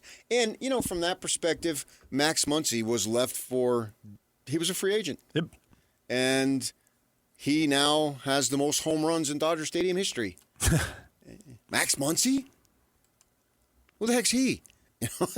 But, he was available. So they have made great moves. You cannot deny that they've made a bunch of great moves. And Kike Hernandez and this Paez guys who made phenomenal plays in the World Series last year, They don't win without those guys, but they also don't win without the top guys, too. Right. Eric Lauer has been their smart pickup this year. But they still want read the Bob Ohtani. Nightengale thing yesterday. I did. Because you did, because I told you, and now you read them. I do. Because he has a real good information. Stuff. Yeah, he does. He has good stuff. Right. So I don't blame you. Yeah. I didn't know. I told you with the intent of that I knew you would do it. Yeah. Because you can gain knowledge in 15 minutes. And I knew about Lauer. I didn't really know about him, but the name was familiar. And so when I looked him up, it's he was on the Padres. He's been on 4 or 5 teams. I think this is fourth. And he's called lightning in a bottle this year so far. Yeah. Well, his whole career has been he's been up and down. I mean, one year But this year he's sensational. This is his best year, without question. But one year his whip is 1.1 or 1.2, and another year it's 1.4, 1.5. And he just, I don't know what it is. I don't know if his mechanics get off. I don't know if he's battled injuries, so he's off a little bit. But whatever it is, he's up and down. And right now he's on fire. It's just a question of when they come to that acceptable medium. I don't think it'll be a happy medium. It'll be the ball players and the fans and all the people who rely on that stuff for their income. They will be happy to get back out on the field, but it will be something that'll be begrudging, I think, on both sides. I think the owners are going to get. I think owners are going to get better results this time. In the past, they've made so much money they haven't wanted to give it up. At least half the season. I wouldn't be surprised if it's the entire one. I don't know how fast the players are going to give in, but I think when you're looking at a valuation going up by $500 million or $1 billion or $1.5 billion, depending on what kind of deal they can get, that enables you to think, well, I can lose this money in the short run because I'm going to get it back in the long run. And the last time we did this 30 years ago, 30 plus, 32 years ago, I guess, 33 by the time it happens, the valuations weren't like this, so there wasn't a prospect of I'm going to get my money back down the road. And you don't necessarily have to sell the whole team. You could even start getting your money back by selling minority shares, sell 10 or 20%. But every one of them will get their money back. But now they're going to get more money back. Even if it doesn't go up from today versus next year or the year after, the price that they paid for is way less. Yep. So they have all made a profit. Yes, 100% believe that. But I think that it's going to accelerate and they're going to make even more of a profit. Of course. And that's going to enable them to accept more pain, which will give them a better chance of getting what they want. And they'll have to give up some things. I mean, I think clearly with the salary cap, there'll have to be a salary floor. Some of these teams just aren't spending money. And, there's still, I don't know what it is, 6 teams? I think 6 teams that have payrolls under $100 million. And that will be prevented. And that will be changed. There'll be a salary floor. Because they know that that's a joke. Yeah. And they'll give up that in a heartbeat. Yep. I also wish that they would be able to understand that they don't own this game. These players don't own this game. These owners don't own this game. We own the game. And they're stewards. And their stewardships, you could F it up. And that's sad. I think there's a minority of owners and players who look at it that way. I wish they would. A small minority. You own a plumbing company, you own a furniture store, you own a Dairy Queen. Yeah, that's yours. We don't want it. We don't own it. Yeah. But we own the game. We, the general public. All these teams are making money and accelerating in value, and yet we're seeing owners leverage stadiums and arenas and stay put, and we're seeing them try to leverage and then move teams. I mean, it's the Blazers now, but, man, the last 25 years has never been more money in sports, and teams are moving left and right. Yeah, I know. So they don't view them as innocent. Yeah, they don't view them as stewards. They view them as owners, and it's my team, and I'll go where I want and do what I want. DJ and PK, it's 97.5, the KSL Sports Zone. Stay with us. More baseball with Bob Nightengale at 8:30. They've been doing it for a while. This is Jake Scott and Ben Anderson. I think the Jazz want to make the playoffs this year, and they really have no motivation for not making the playoffs this year because their draft pick goes to the Memphis Grizzlies in the Jaren Jackson Jr. trade. How motivated are the Jazz actually going to feel to maximize the win total of this roster using all the assets available to them to get there? My guess is it's actually not as high as fans would think because they don't have to do anything exactly right. The truth is they are dedicated to it. But that doesn't mean they have to do anything about it right now. Sure. But no, not one person in that building, if you went up to them and said, hey, is the Bosnian Beak your answer at center? Not one of them is going to say yes. Right. Or Jackson Hayes. Or any of that. No, they're not. Yeah. So, yes, they do need to address the problem, for sure. Do they need to address it right now? I don't think so. Absolutely not. No, why would they? Catch Jake and Ben afternoons from 2 to 6 on 97.5, the KSL Sports Zone.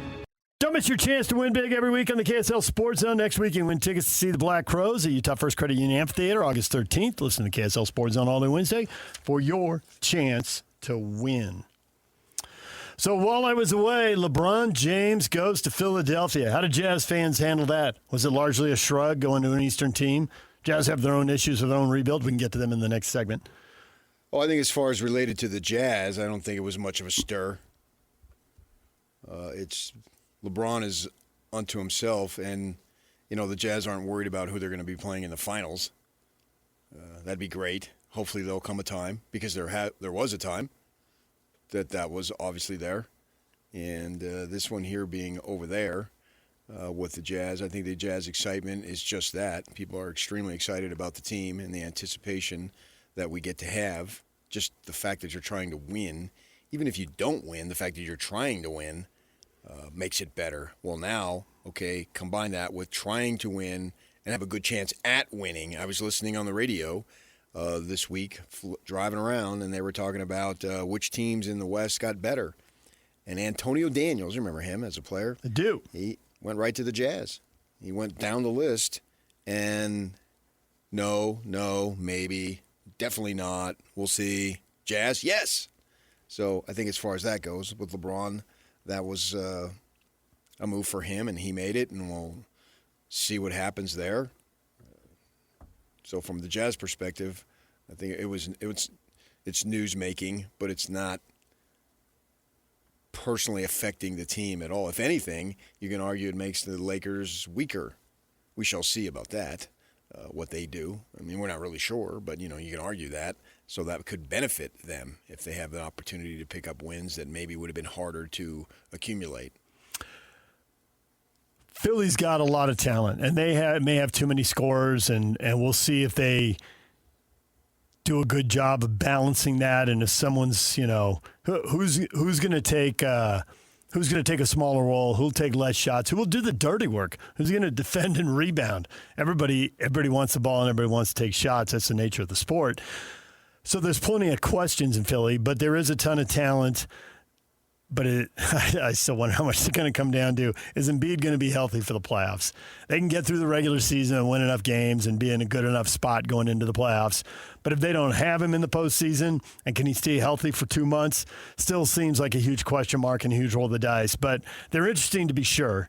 I think they were already interesting. I think the thing, and this is the thing the Jazz and everybody else needs going forward, if it works for Philly, the biggest reason then is that they have two players who are worth a lot more money than they're getting paid. And it's one because he's really young and he's on his rookie contract, and it's one because he's old and he was willing to do it to go to this situation. And there didn't appear to be anybody who would give him, what he could command in his prime, the tens of millions of dollars that he would have gotten. Depending on the era and the cap, 40, 50, 60, now $70 million deals are out there. But not for him at this point in his career. So they have two guys who should provide value way over what they're getting in salary. And that's what every team needs. Those are the guys. If you don't have them, it's hard to win. It's hard. I think Denver's feeling that as much as anybody.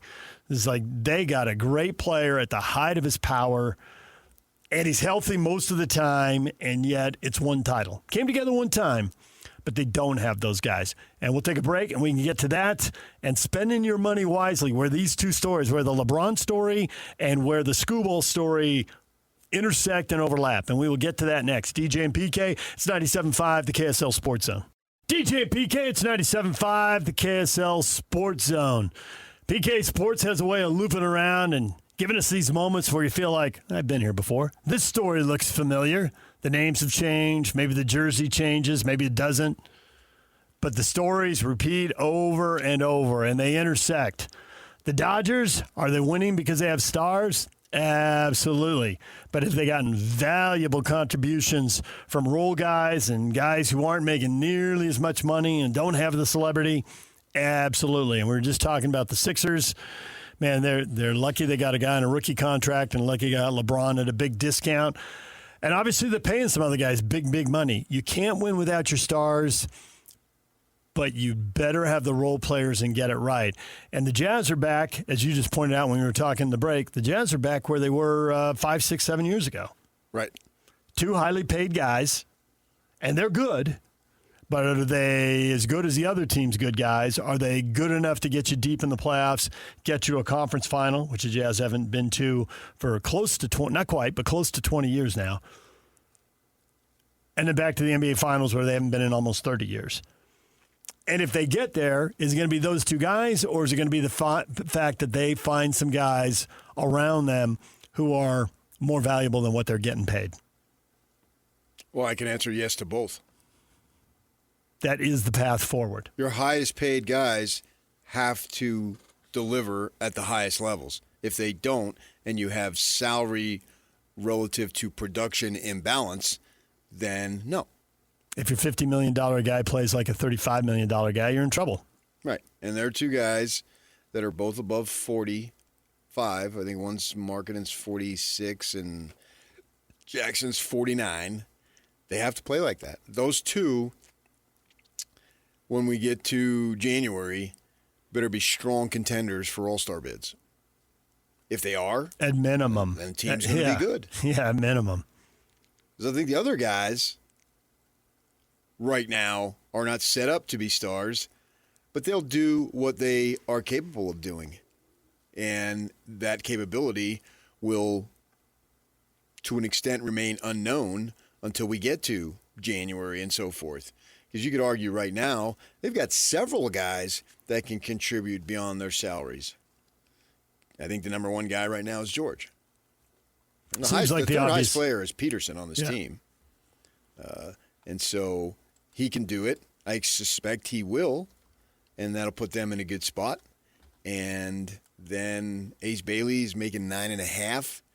I don't know what he's going to do. It remains to be still young. He's still unproven. And then obviously Darren Peterson is, as at the NBA level, is as unproven as you can get because he hasn't played a game. But what's he going to be able to do? So I think he'll be fine relative to his salary, just like I think the other 2 will. And then you go. But for now, for the short term, how great can these 2 guys be at the top?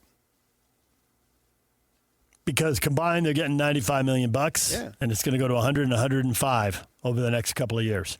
Yeah, so they made that decision. Which was funky. And it was a little bit different because Mitchell had indicated a desire to leave. It was just so draining to live in Utah. I can't believe he lasted a day. And with that in mind, the situation's a little bit different. But and that management, they didn't put all the money into those guys. That's the good thing about this management. Is that these are their guys. Yeah, you can't. Well, we didn't want these guys. Right. You brought these guys in. It's on you. It's on you now to see if they turn out, then good on you. If they don't, then you need to answer for it. Straight to the Godfather. Well, you do. Accountability is what Kyle Whittingham would have said, but you got to answer for it. You do. You got to answer for Santini. Santino. Santino, sorry. Santini is actually the great Santini. I got the wrong movie right. Sports bar right off the freeway in Phoenix that I usually go to when I attend. Santini Brothers. I got my Robert Duvall movies confused. He did the great Santini. So no, this is Santino. You have to answer, and he did have to answer for him, and he got whacked. And he did. He got whacked. Right, and that could happen here. GMs come and GMs go. Well, now they have other titles, but you get the idea. There could be a whackage. I don't think that will be the case. In fact, I would go so far as to say I would be surprised if that were possibly the case. Even shocked. But you have to answer for it.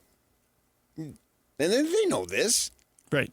It's a public job, and they understand it. I think the thing we just saw with the Sixers is you can give the guy that kind of money, and then it can be the wrong guy. And Paul George again, good player, but not worth the money he's getting. You can argue whether he's worth 60, 70, 80% of the value or whatever, and getting to the point where he has injuries and can't even get on the court for long periods of time, and he goes through several teams as a high profile. Well, he was high profile in Indiana, to Oklahoma City, to the Clippers and the Sixers, but they flip him to the Celtics for the guy. So just because the guy you have right now isn't the guy, all is not lost. Can he be flipped for someone who's a guy? Now, the question is, will Jaylen Brown turn out to be the guy for Philadelphia? So you may not have your guy, but you might be a year away from flipping him for the guy who's the guy.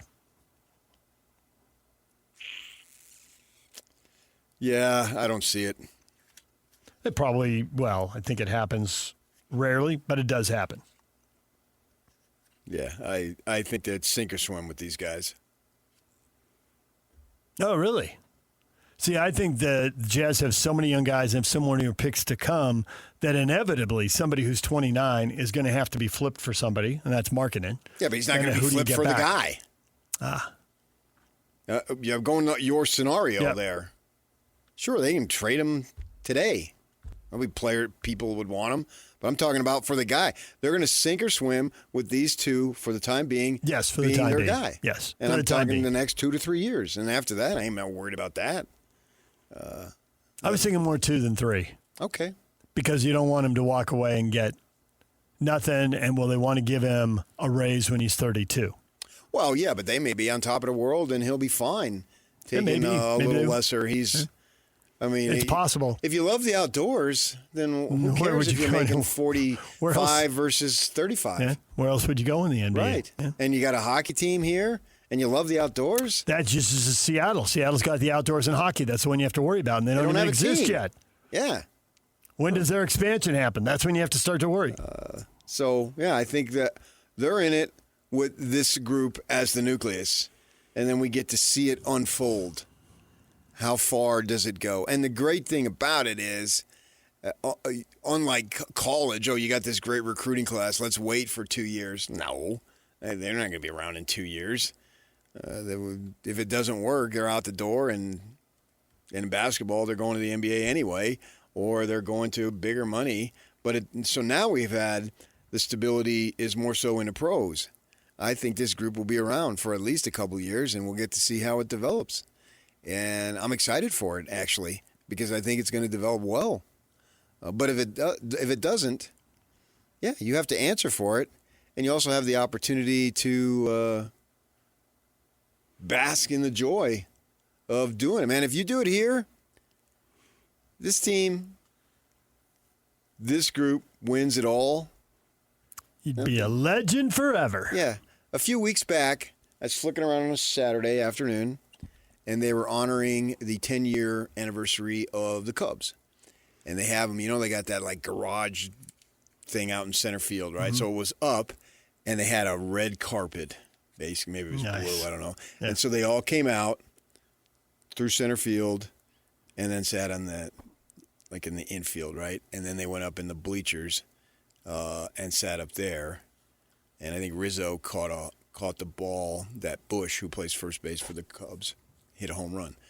Last Saturday, I'm flicking around, and they're honoring the 40th anniversary of the Mets. And they brought them out through the dugout. And then they walked the other way, basically. Mm-hmm. And then and they had a semicircle. And, I watched the whole thing. It was nostalgic. I remember that. If you can have that level of nostalgia in a town that's got those two towns have so many teams and multiple championships.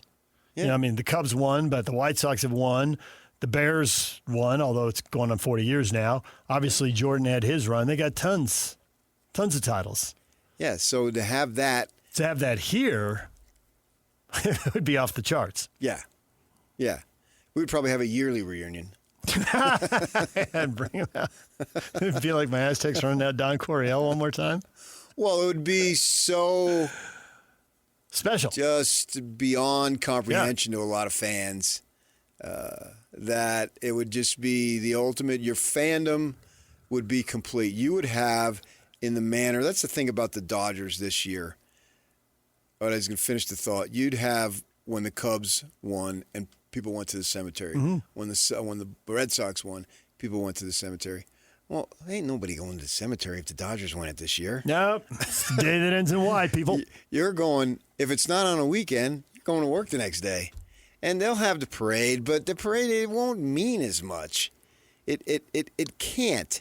It simply cannot mean as much when you're expected to do it. And then you got this reinforcement with Skubal that even enhances it to the point where if you don't win it all, it's a major disappointment. You could argue that if the Dodgers don't win it all in September or October, I should say, that this season has been a failure. They're in championship or bust mode, and the teams that are in that mode, it's very short. It's a very short list. But they're but even with that, it's not necessarily a failure. Toronto Blue Jays was not a failure last year. The Jazz seasons in 97 and 98 were not failures. I could argue the failures were actually before that, when you should have done more, or in the 2 years Jordan was out of the playoff in terms of potentially meeting him in the East, from out of the East. Well, specifically, I would say 95. I mean, to me, that is the biggest failure, the biggest missed opportunity, the biggest woulda, coulda, shoulda, that. And there's Game 7 losses in there, and there's other, but man, you had the defending champs, and you had a 10-point lead in the decisive fifth game, and you're at home, and there's 5 minutes to go. I mean, you got to. You got to. There's 5 minutes left. You're up 10. Well, I would argue 88 with the Lakers. You win that, you're probably the best team in the league. I don't know that, but no, but they were super close. Yeah, right. So those are your 2 times, rather than that 97, 98. There's no way I'll die on the hill that season was not a failure. Yeah, those seasons were not failures. If the Dodgers don't win it this year, this season is going to be a failure. There's no other way around it. And so if you win, well, you deserve to celebrate because you won, and you deserve to have a parade and a party and all that stuff. That's great. And then you go down as one of the greatest teams. Yeah, was it assembled through money? Partially. But was it also assembled through shrewd talent acquisition? Yes. Yes. Probably good managerial. I mean, don't forget, last year when Paez made that great catch in the 9th inning, he was inserted as a defensive replacement with 1 out because he had the better arm. And they needed, if there was a sac fly possibility. So I think they took Edman out, put in Paez to potentially make the throw. Well, there is no throw, but he's tall and covers that ground and makes a sensational catch. Well, that was a managerial decision that put him in the game. He was not in the game at that time, and Roberts put him in the game. The thing Roberts doesn't get enough credit for is with all those MVPs, he's balancing egos behind the scenes. I've heard stories about other teams where stars fought over who got to decide when the charter plane leaves. I mean, there's so many petty things that can happen, and they're not having public issues with that. So a lot of this stuff, during the game, these decisions are getting made. That's a great example, right? And we can probably find a bunch. But when their game isn't going on, he's still juggling egos and attitudes and who hits where in the order and who's mad at somebody over who knows what slight. It's a big part of being middle management, which is what baseball managers are these days. Because they have front office types trying to decide who plays and who pitches and for how long. Yeah. So if they get it done here, it would be akin to simply the greatest sports achievement that's ever happened in this state. And it will be recognized forever. And they put all their eggs into this basket. And they had to do something. They had to accelerate it. Yeah. With the trade. Right. To bring in Jaren Jackson Jr. You couldn't go for another draft pick, a high level, losing to get a draft pick in 27. at that point, it would have been preposterous, and it would have been a joke, and the fan base would have said, screw this. Call me up when you're ready to win, and I'll come back, but I'm out now. And I would have been right there side by side with them. That doesn't mean they're not good fans. It's just they would have had it. The process of not winning does not last 5 years. It lasted 4, and it was 4 long ones. Now they're ready to go. That's why it was a joke in Philly when the Sixers did go that long. Although Embiid, when he was drafted, sat out the first 2 years. He did not play, not 1, but 2 years. So that forced the process here. And we've seen other clubs not be competitive for a decade or more, and fan bases go away. You saw it with the Suns. I saw it with the Padres. And in a way, you're lucky it was 10 years because they're teams that have been down 20-plus years and can't figure it out. Yeah, but the sad part is for some of those teams, they were trying to win, but they just made brutal decisions. What is sadder? Right. What is sadder, doing it on purpose? Right. Or stumbling into that kind of failure? And here, we all understood what the objective was. Now, we all understand that objective literally has flipped.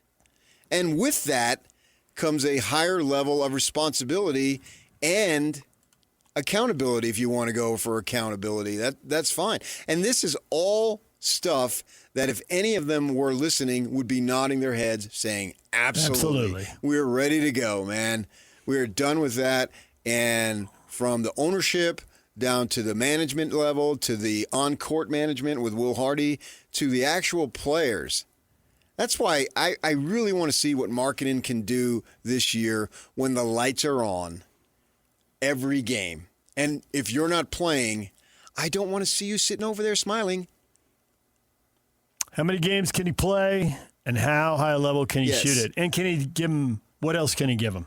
As far as defense and rebounding, when you're tanking. Leadership, the whole spiel. Yeah. When you're tanking, there's no pressure in those areas, and now there's going to be pressure in all those areas. Right. They're going to have to be a better defensive team. They're going to have to be a better rebounding team. And if they don't win, I don't want only Hardy being mad. I want all of them. And if they sit marketing because, okay, we've told you to sit, then you can smile. But if he's sitting and he's smiling because he's not playing, he's hurt, he better not be freaking smiling this year. I don't want to see any smiles out of him. And what's it going to be? 60, 65, 70, 75? How many games? I want to see a serious mindset from the first guy to the last guy. And yeah, you can have fun along the way, but if you're smiling, you better be winning. But you're no playing. Smiling when you're losing. Right? Yeah, you can smile away when you're winning, absolutely, and you should. Have life's short, have some fun with it. And I can recall Majerus. You want fun? Winning is fun. And it is. It is. It's intoxicating. Yeah. It's addicting. I talked about that with Riley last week, about how it is the ultimate drug, and you should be striving for it. And now they've set this team up. That's the great thing about it. All the stuff that they inherited, it's gone. The new blood starts. What can the new blood do? It starts now, this season. What can they do? At the end of the month, these guys will be rolling back into town around Labor Day to get with the informal workouts, and a lot of them are still here. And then we go. At the end of next month, we'll have Media Day. We'll be over there, and it'll be a lot of fun because everyone will be talking about the idea of winning. And we've been over there the last several years, and it has been obvious. And you couldn't crack on it. It was ridiculous to crack on them. But now the great thing is we don't have to look about, that 3 or 4 minute stretch, that young rookie, he played well. No, screw that. What's the score? What's the score, and what are the standings? And the first guy who complains about the schedule, yeah, you're going to have to answer to PK. I don't want to hear it. I don't want to hear freaking complaining about the schedule this year. No.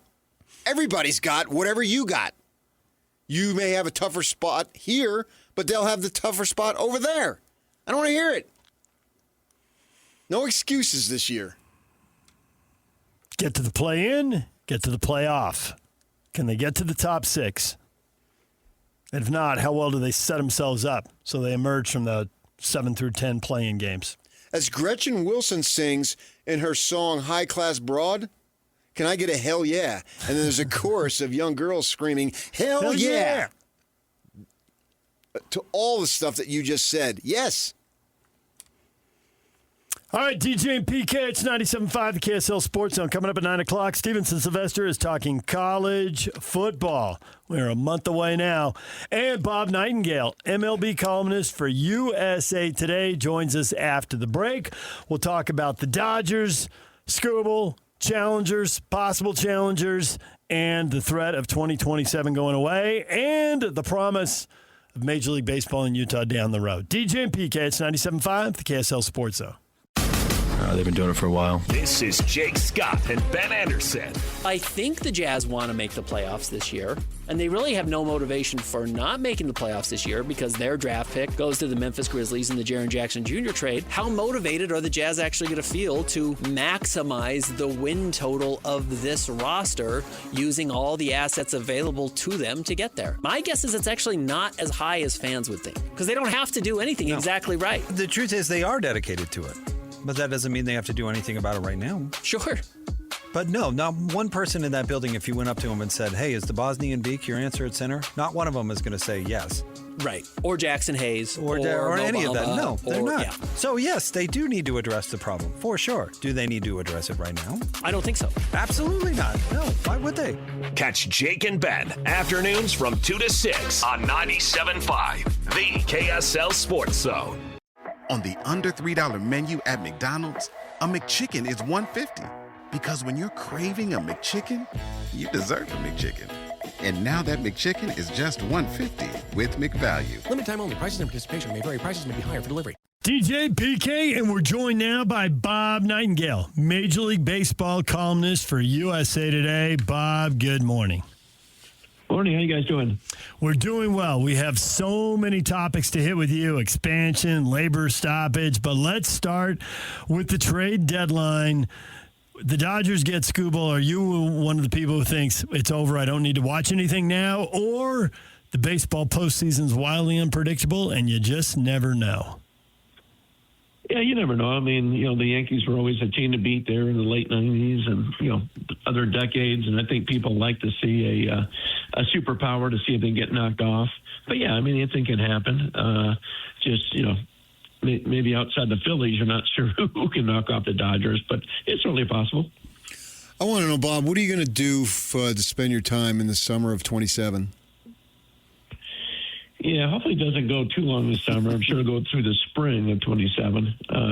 Hopefully we'll still give it 140 games in, something like that. I think it's going to wipe out. I do think it's going to wipe out spring training. What's your level of confidence? If you told me right now I can take 140, and you're talking to a guy who went on a baseball trip for vacation a couple of weeks ago, and I only have 2 more parks before I've knocked them all out, so obviously I love the game. But if you told me 140 right now, I would take it. What's your confidence level? Yeah, I'm confident we're going to have a season. I don't believe for a second we won't have a season. So I'll take the 140. Nice. If you said okay, over under 140, I'll go 140, and do it that way. I just think it's going to take at least 1 missed paycheck, if not 2. And players don't get paid until first week of April, and every 2 weeks after that. So that's why I think it's going to take a little while to see who blinks first. Why would the players, and maybe it's because it's a different generation of players, but why would the players blink after a couple paychecks when there's a history of them not blinking after a couple of paychecks? Well, just a new generation of players, and they're gonna jack up that minimum salary to about $1.25 million. It was never close to being that high. They're gonna have more guys eligible for arbitration, probably lower free agency from 6 years to 5 for 30-year-olds. So they're going to try to do the rank and file. Remember now, in 2021, the executive committee voted 8-0 not to play, keep negotiating. They went to the clubs and said, wait a minute, we want to play. And they voted 26-4, said, hey, we're playing. Yeah, right. I think that's the holdout for hope, is that when it's put to, essence, if you will, a popular vote, that they take it at that point. The way we have now is like, we were waiting for Skubal to get traded and was likely going to be to the Dodgers, and it happened. And just the perception of the game, I don't blame the Dodgers by any stretch. They're taking advantage of the rules. But the perception is it's unfair. What is your take on that, at least from a perception standpoint? Yeah, I mean, I don't think it's unfair by any means. I mean, they have the money; they're spending it. I mean, would people be happy, more happy if they're just lining the pockets of Mark Walter in the ownership group? On the opening day, the Mets had a bigger payroll than the Dodgers did. The Mets have spent more money than the Dodgers the last 5 years. And even if you look back at this Skubal trade, two of those guys they got in different trades. They're only 11th round draft picks that they acquired in trades from the Cubs and the Padres, and their only guy was the 3rd round draft pick. And so that they do things better than anybody else too as far as drafting, developing players. They just don't throw money out there. They do everything. The Dodgers have been more willing to go to delayed payments and paying guys way down the road. And other teams aren't doing that, and that seems to be an advantage for the Dodgers. How come nobody's gone with them in that area? One thing I think the players want to do it is just because of the California taxes. Let's go to Shohei Ohtani. I mean, he's only making, $2 million a year. $68 million is deferred until 10 years from now. So if you're Ohtani, you avoid paying those California taxes until you're, out of state. So wherever he is 10 years from now, I'm sure it's not going to be in California, so he doesn't have to pay it. So I think they do it more just because the players are more willing to do so, just because of the high tax rate in California. What about the idea, Bob, that the situation with the television contracts and so forth, meaning that the Dodgers spend less than, and I believe you're based out of Phoenix, the Diamondbacks, but in terms of their revenue, because they make so much more money from these other televisions, so forth, that they could literally spend less, but the percentage-wise, but it actually is more in dollars. Is there anything that can be done as far as, I guess, evening that out? Well, I think that's why with the when it talk about luxury tax or a salary cap, I should say, they want, a floor too. So they're going to force these teams to spend money. And they're also, if there's a salary cap, they're forcing these teams to share all their TV revenue. So the Dodgers, who are making about $340 million a year, shares equally with the teams like, Milwaukee Brewers, who are making $20 million a year. Diamondbacks are probably about $25 million or so. The Padres. So that's the part they're trying to get, do the level playing field, very similar to the NFL. The Dodgers have the second highest payroll. The Mets number 1, the Yankees 3. The Yankees have been crushed by a couple of injuries here. Are they going to get healthy enough to pay off the promise and meet the expectations the Yankees are just always expected to make and pay off the promise that they had earlier this season when they were healthier? Well, some of the Yankees just so injury riddled right now. I mean, no Judge, no Stanton again, no Cody Bellinger. I mean, you're not going to win that way. They want to make some moves, but if Aaron Judge doesn't come back, they'll probably just spin their wheels. I don't see how they can win with Aaron Judge, and I think they're a lot more pessimistic than they convey publicly about whether he can return or not. A lot of people don't think he'll be back. How does this labor issue affect expansion?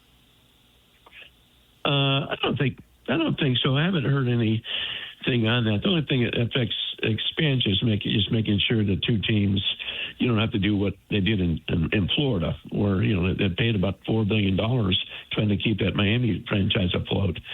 Tampa's had problems with the stadium, so as long as the stadiums are ironclad and they trust the ownership groups, it shouldn't have an effect. I thought with the new ownership group in Tampa Bay, that stadium was on track, but now I'm reading stories that there's some hitches there. Is that going to get ironed out, or is that going to slow things up? Well, I mean, that thing's been going on forever now. Yeah.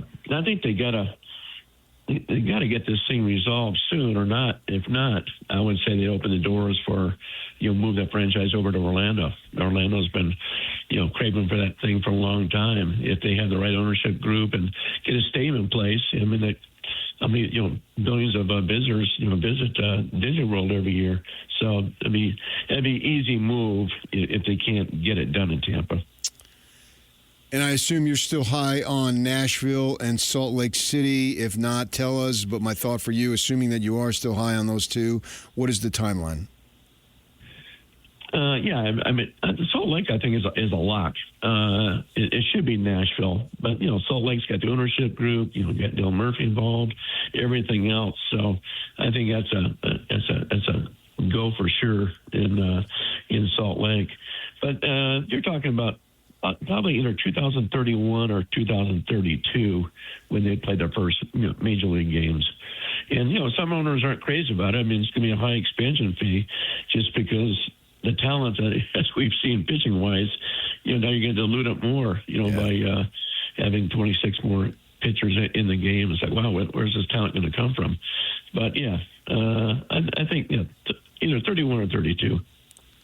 Isn't part of the answer on where the talent is going to come from that the game's going to continue to be more international and there'll be more players coming, whether it's the Caribbean, Central America, Japan, Korea, wherever? I mean, the whole goal of the World Baseball Classic is to keep growing the game. Venezuela, I should be throwing Venezuela in the mix as well. Isn't that where the talent's going to come from? They hope so. I mean, that's why I think that they're going to let the major league players play in the Olympics in 2028 here, doing that. But yeah, I mean, it's more and more international players for sure. Just like we see in the NBA, we see that more in baseball as well. I had heard some stuff and read some stuff about possibilities of revamping the draft and maybe high school kids know and getting some form of foreign players into the draft. I haven't heard anything. It's about a week or so ago. It seemed a little silly not to let high school kids get drafted, but where do you think that stands?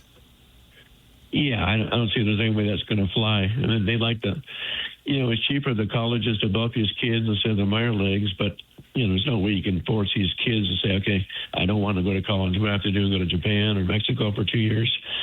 So I don't think that's ever going to fly. I really don't.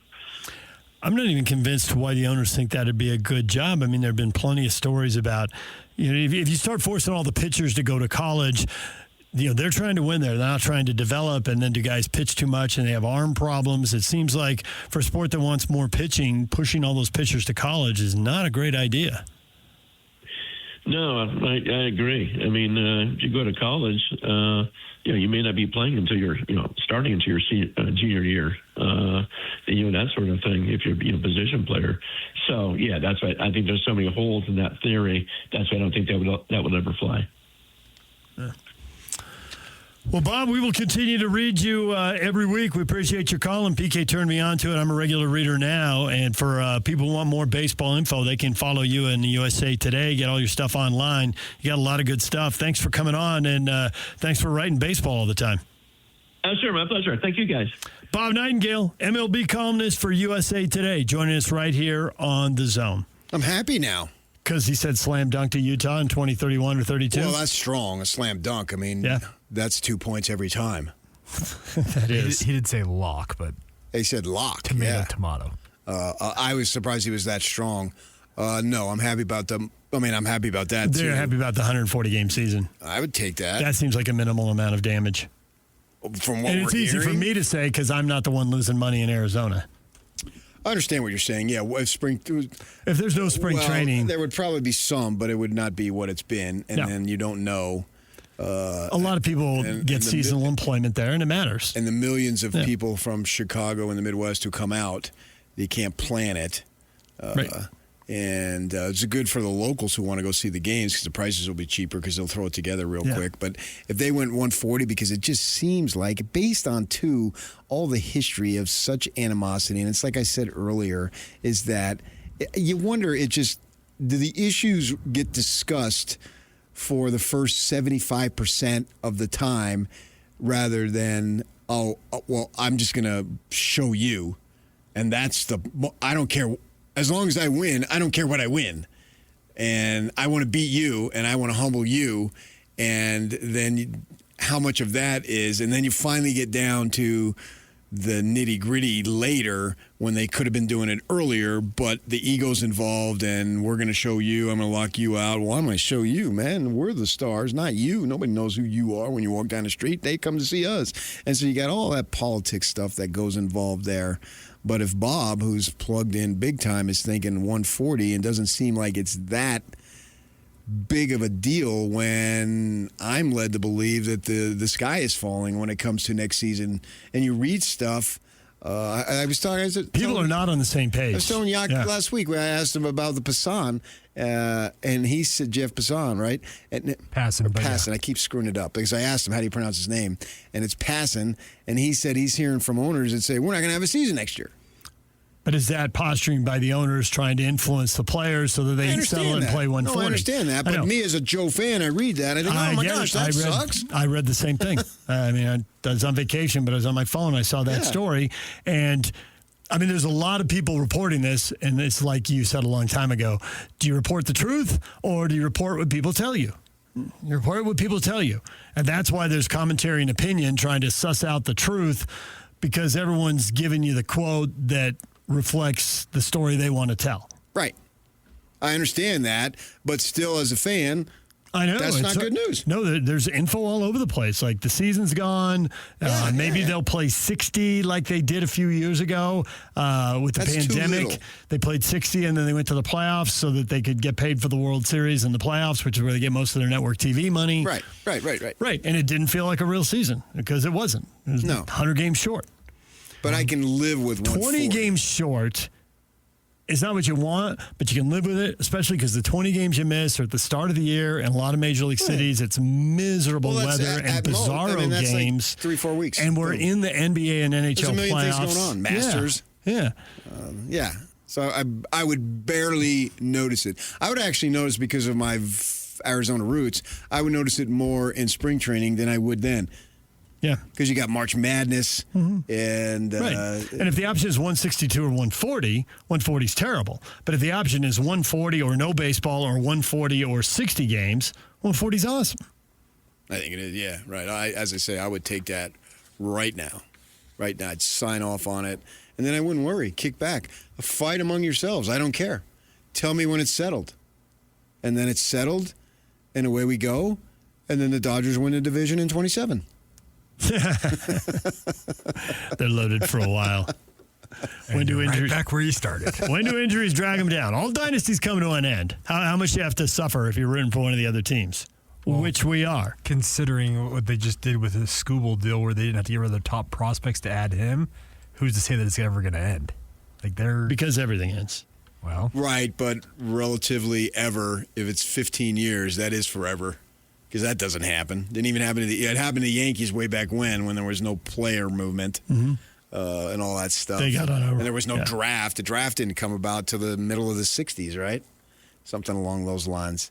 And so, if they had a 15-year run, now they already have approaching 15 with the division, but if they won 11 out of 15 World Series, that would be staggering. That would be. And they're trying to go for the 6th time in 10 years. And they're 3-2 when they get there in these previous 5. Yeah, because that's where it's one thing when it's the division, it's another thing when it's a league, and it's another thing when it's all of baseball. And so for the rest of the National League, when it's just a series, right? For the rest of the National League, though, looking up at these guys 5 times in 9 years gets old, and is it about to be 6 and 10? It is in a sense, but we didn't balk when the Warriors went, when the Patriots were going. Somehow we gave them credit. Well, there was some complaining about the Warriors when they signed Durant. It was 2 years. But it was 2 wins, but we didn't know it at the time. Was it going to be 3 or 4 wins, and it didn't turn out to be? Right. But it's okay. Right. But it was still 2 years. But, I mean, I didn't see anybody complaining when Jordan was winning 6 in a row, essentially. I thought it was great. The ratings are through the roof and all that stuff. Yep. But there was a salary cap, and they weren't outspending people, and they didn't do it with free agent acquisitions, and that's what people complain about. Okay, but the dominance of one team, If the Dodgers play the next 7 World Series like they did last year, who's complaining? That was very entertaining. Yeah. 7 games and right down to the final inning, and you don't know. Inches. Yeah, you don't know. Right. You're sitting on the edge of the seat, even if you're neutral, which I was. Yeah. I mean, with the Padres, I've obviously be going nuts, but it's not, so. But it was captivating. Yeah. I talked about this with Pablo last week when the questions in the World Cup. I said, I just want sports to be entertaining. You people need to understand it's entertaining. And then he brought it up to a movie, drama or. I listened to the interview getting ready to call the game Saturday, and the point he brought up about going back and watching the broadcast. Yeah. Other people's observations. What do they see? Ex-players, ex-coaches on the call, and I get why coaches do that. I've heard of a lot of coaches, actually. For all the complaining about the media, a lot of coaches do that, and in multiple sports, multiple levels. And he said, he heard the analysis like, hey, this is exciting. Hey, this is fun. Which to a certain degree, the players are fans, and you need buy-in for them to do a lot of hard work, so you're playing a style that's fun for them to play, because then it's easier to get them to buy in to do the hard stuff. And we both agreed rom-coms suck and car chases and people jumping off buildings and stuff. No kidding, man. That's where we're at. We need action and we need adventure. I knew I liked that guy. You need action and you need adventure. Are people going to sit around and talk about their feelings? That's just not as interesting. Don't you just want to see a guy at the start of a movie like run in a tux for like 5 straight minutes without breaking a sweat? Yeah. Jump out of planes, man. Ladder into the sky. The whole spiel. One of the best James Bond stars ever. Yeah, exactly. All right, DJ and PK, Stevenson, Sylvester, college football, top of the hour. Stay with us. Turn it up. Let's go. It's a new era for sports radio in Utah. This is the all-new KSL Sports Zone. As always, DJ and PK kick off your mornings from 6 to 10. Then introducing the newest addition to the KSL Sports Zone. The coach, Tim Lacombe, joins Scotty G every day from 10 to 2. And as you wrap up your day, Jake Scott and Ben Anderson are there with the best sports talk in Utah from 2 to 6. Live and local, all day, every day. Your home for the best sports radio in Utah is live, on air, online, and on the KSL Sports app. This is 97.5, the KSL Sports Zone. And now, your Rocky Mountain Chevy dealer's strong play of the weekend. Massa drives one down the right field line. This is crushed. Sayonara! Third homer of the inning. Red Sox 5, Dodgers 3. There's the Chevy Strong play of the weekend. The sweep. Red Sox taking down the Dodgers. Know it today, this afternoon. Jake and Ben will call for it. And if you know what it is, you got a chance to win fabulous prizes. So good luck. Coming up, we're going to talk with PK's got an interview with Stevenson, Sylvester, former Utah and NFL linebacker. He's got stories about what does it take to make it in the NFL. And I was flying out of town. This is just the most Utah story you could ever hope to have. Flying out of town at the Salt Lake Airport last week, PK, and I go to get something to eat. At our gate, right down from our gate, is the Cafe Rio. So I go into the Cafe Rio to get a breakfast burrito. And who's there at the table talking with football fans? Being the nicest, most cooperative celebrity ever, Britton Covey. So he finishes talking to them. He starts talking to me, and I was telling him, we love having you on the show. I said, you got a couple quotes that have always stayed with me. He's like, what? I'm like, well, you told us once how you got to savor every day in the NFL. Because the roster turns over so fast because of injuries, because they're looking for somebody who's, better, or they're looking for somebody who's less expensive, or they're looking for somebody who's younger. And he's just nodding. And you're like, hey, where's Bob? And they're like, oh, they let Bob go Tuesday. It's like, guys just come and go. And he's like, I'm at that point in my career. I look around now and I'm like, wait, they brought in another 5'8" white guy? No. Not that many of them in the NFL. No. And it's like, he's coming for my job? Is he a slot receiver return guy? Well, he's not a defensive tackle. So what could possibly be happening here? It just gets to how wildly competitive it is. There's so many good college players. There's so many good college games, and they all want to go to the NFL. and there just aren't that many spots. You got 100 and whatever, 130-something college football teams. I think it's like 136. And that doesn't count the teams playing at the FCS level. And Weber State's put guys in the NFL. Southern Utah's put guys in the NFL. That's literally what we talked about with Sylvester. Yeah. Sly, as they call him. Yeah. And I told him a story about Trevor Riley and his NFL experience and how he was told, if you don't get a call, you're good to go. Well, then he doesn't get the call, he's good to go, except for the day after he thought he was good to go. He got a call. Yeah. But, and I saw that because somebody that wasn't with his deal, somebody else got cut. Somebody got waived, yeah. And so he thought he was on for about 24 hours, and then he wasn't. The only thing I would say is if you're going to use the word either, don't give me 15 options. So you went either they want somebody better, someone younger, someone healthier, just go either or. Don't give me that many. Now you're okay grammatically there. Woo! But it's been that's not like between and among. It's been you know how like the word ain't became a word when it's not really a word. It's like irregardless. Irregardless is a word. Now. When Webster was putting together the language, either was like one of two, but you had like 15 options there. I got a little confused. Mm-hmm. So I would say next time, just eliminate the word either. Could have gone with the war. Jobs are on the line, and that's so true. And they're on the line the whole season for a guy like Britton Covey. There are a lot of guys in the NFL. Week 0 in training camp is no different than week 10. You have to be there every freaking week. Guys are coming and going. There's guys on the practice squad. The NFL is the most precarious league to try to make, even though the numbers are the largest. Chad Lewis has a story that was terrible that worked out great for him. After he was in Philly, he went to St. Louis, but then he lost his job in St. Louis because the linebacker got hurt, and he played tight end. But they were carrying 3 tight ends, so they went out and got another linebacker, and let one of the tight ends go, and one of the tight ends was him. But that's what got him back to Philly, where he then settled in and had a great run. Well, he should have played tight end. He should have played linebacker. He was a tight end. Then he should have played linebacker. Well, it's like Jim Leland. He told his mother, the old manager, baseball, he told his mother, I don't think I'm going to be in the big leagues this year as a coach. And she said, why not? He said, because they already hired a first base coach, and they already hired a third base coach. And then she said, well, who'd they hire for the second base coach? That'd be awesome.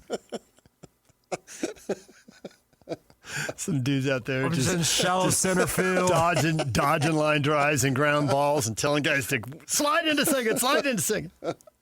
It's funny. Someone who made the majors, his mother wasn't even sure about the game.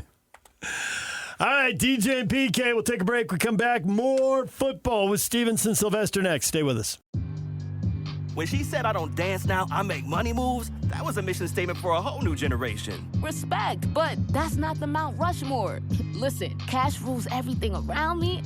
When that line dropped, it changed the whole hustle. The greatest tracks are never finished. They're just debated forever. Introducing the Sprite Living Track List. 50 tracks that shape the culture from 6 decades of hip-hop. Scan the QR code on a Sprite or Sprite Zero Sugar to see the full breakdown. Obey your thirst. Sprite. Joining us now on 97.5, the KSL Sports Zone, a friend of the station, an employee of the station, Stevenson Sylvester, former Utah, I almost said BYU, former Utah linebacker, but he can talk BYU. And I also did some TV work with him a couple of weeks ago. That was a lot of fun. Thanks for putting up with me, Sly. Oh, man, I ain't putting up with you. We're enjoying each other's company, my brother. Enjoying each other's company. Yeah, you guys are doing a show called The Front Row with Sam and Jeremiah from Channel 5 that you guys do once a week, right? Oh, yes, man. Absolutely love it. And hopefully we can do it more times a week. There's so much sports to talk about. It's kind of hard to talk about a week's worth of sports in one episode per week. So, man, I'm hoping that we increase that to multiple days. But, yeah, we just got it started here this month. And so looking to, of course, get more episodes per week. I think we'll be able to cover all the different things, especially the Utah market, right? The Utah market is just so much. It's so beautiful. So much stuff to talk about from college sports. Even high school is great, right? We got so many local athletes that are doing some amazing things that we want to talk about, man. So, but absolutely love it. Anytime you're able to talk about sports, it's a good day. Oh, I agree 100%. I've had a fun time doing this radio show all these years, and our market really is exploding big time into a great sports market. It was already great, and it's getting greater.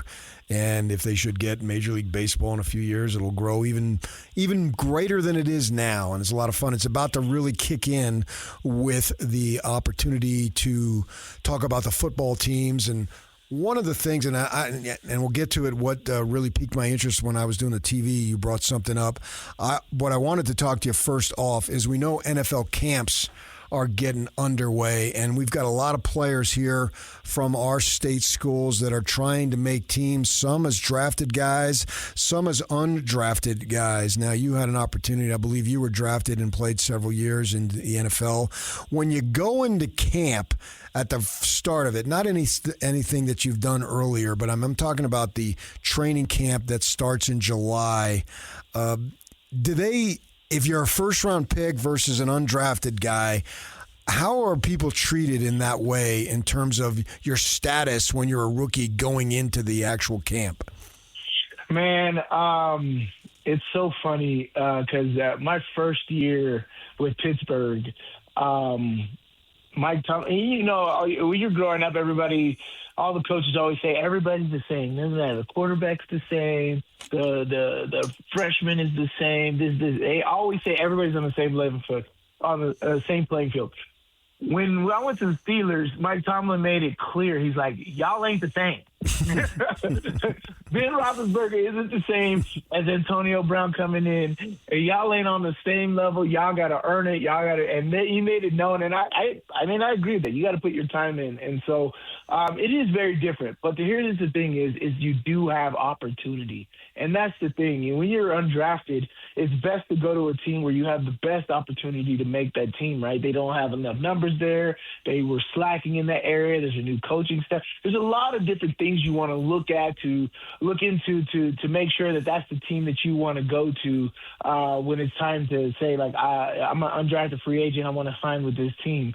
There's tons of local guys, right? We have tons of stories of local guys undrafted that ended up making strong careers, after the fact, man. And so there is opportunity. Just know that nothing is given to you. You got to go out there and take it.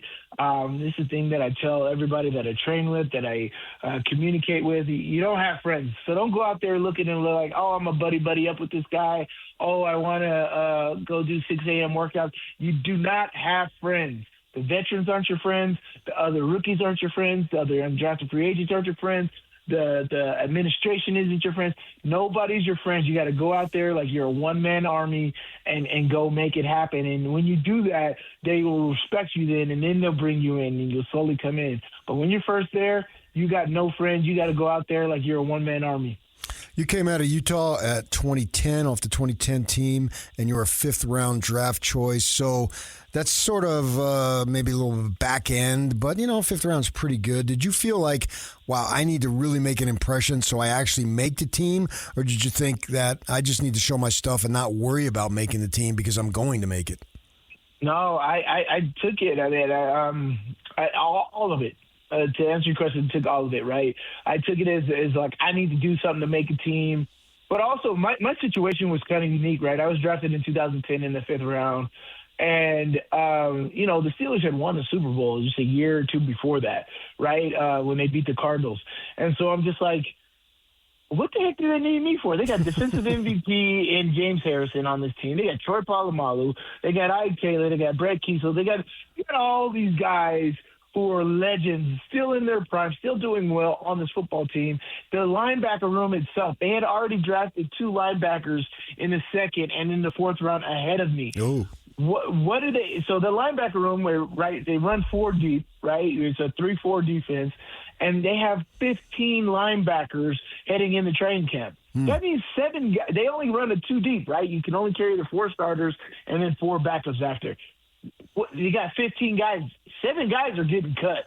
right? Yeah. I'm a rookie. They already drafted 2 guys ahead of me that they're paying more than me. All the veteran guys are paying ahead of me. Why would they want to keep me was my mindset. So I'm just like, okay, I need to do good so I can sign with another team. If I do good in the preseason and I know when the Steelers cut me, that somebody else is going to pick me up. One of the teams I played against, or hopefully somebody's going to notice my tape. So my whole deal was I wanted to get some tape that I could send to other teams that I know that I could play for them, right? And it turned out that I did so well that the Steelers were like, we got to keep this guy. And they ended up keeping 9 linebackers that year, something they never do. And so they kept me, and I ended up being a huge contributor on the way to the Super Bowl that year, in 2010, man. So, and that's what I say is just like, you got to understand, you got no friends. You got to go out there and make it happen. You got to study your playbook, because the thing with being in professional sports is there's no like, oh, we'll give you another shot tomorrow. There is no tomorrow. There is no next year. There's no development in the NFL. If you're not contributing right now, you're out. You're at my locker. The locker next to me was a revolving door, right? I felt like there was a new person in that locker every single week. It was so crazy throughout my years in Pittsburgh. And honestly, it felt like a thing where they were trying to send me a message or something. Like, you could be the next guy. They're going to put the revolving door locker or next to you or something like that. So you're always on your toes in the NFL, especially your rookie year, man. But you got to go in there with the mindset that I got to go take it and make it on your own, man. And then come. Of course, you got to play within the confines of the team, because that's a part of doing your job. But essentially, you got to be like, I don't have any friends on this team. Yeah, that's an interesting concept that you had, as far as, if I don't make it here, I'm probably not going to make it here. But rather than have a defeated attitude, like, I mean, as a numbers game, and the numbers weren't working in your favor, as they weren't for half the guys, and so you weren't alone. There was several guys, but you felt you had that insight, maturity, whatever, to think that, well, if I don't make it here, get myself some good tape, and so then I'm basically auditioning for all the other teams. I think that looking back at that time, that was a rather shrewd way of thinking, and then maybe that helped you relax and you weren't uptight as far as, oh my gosh, I got to play great today. No, I got to do what I can do.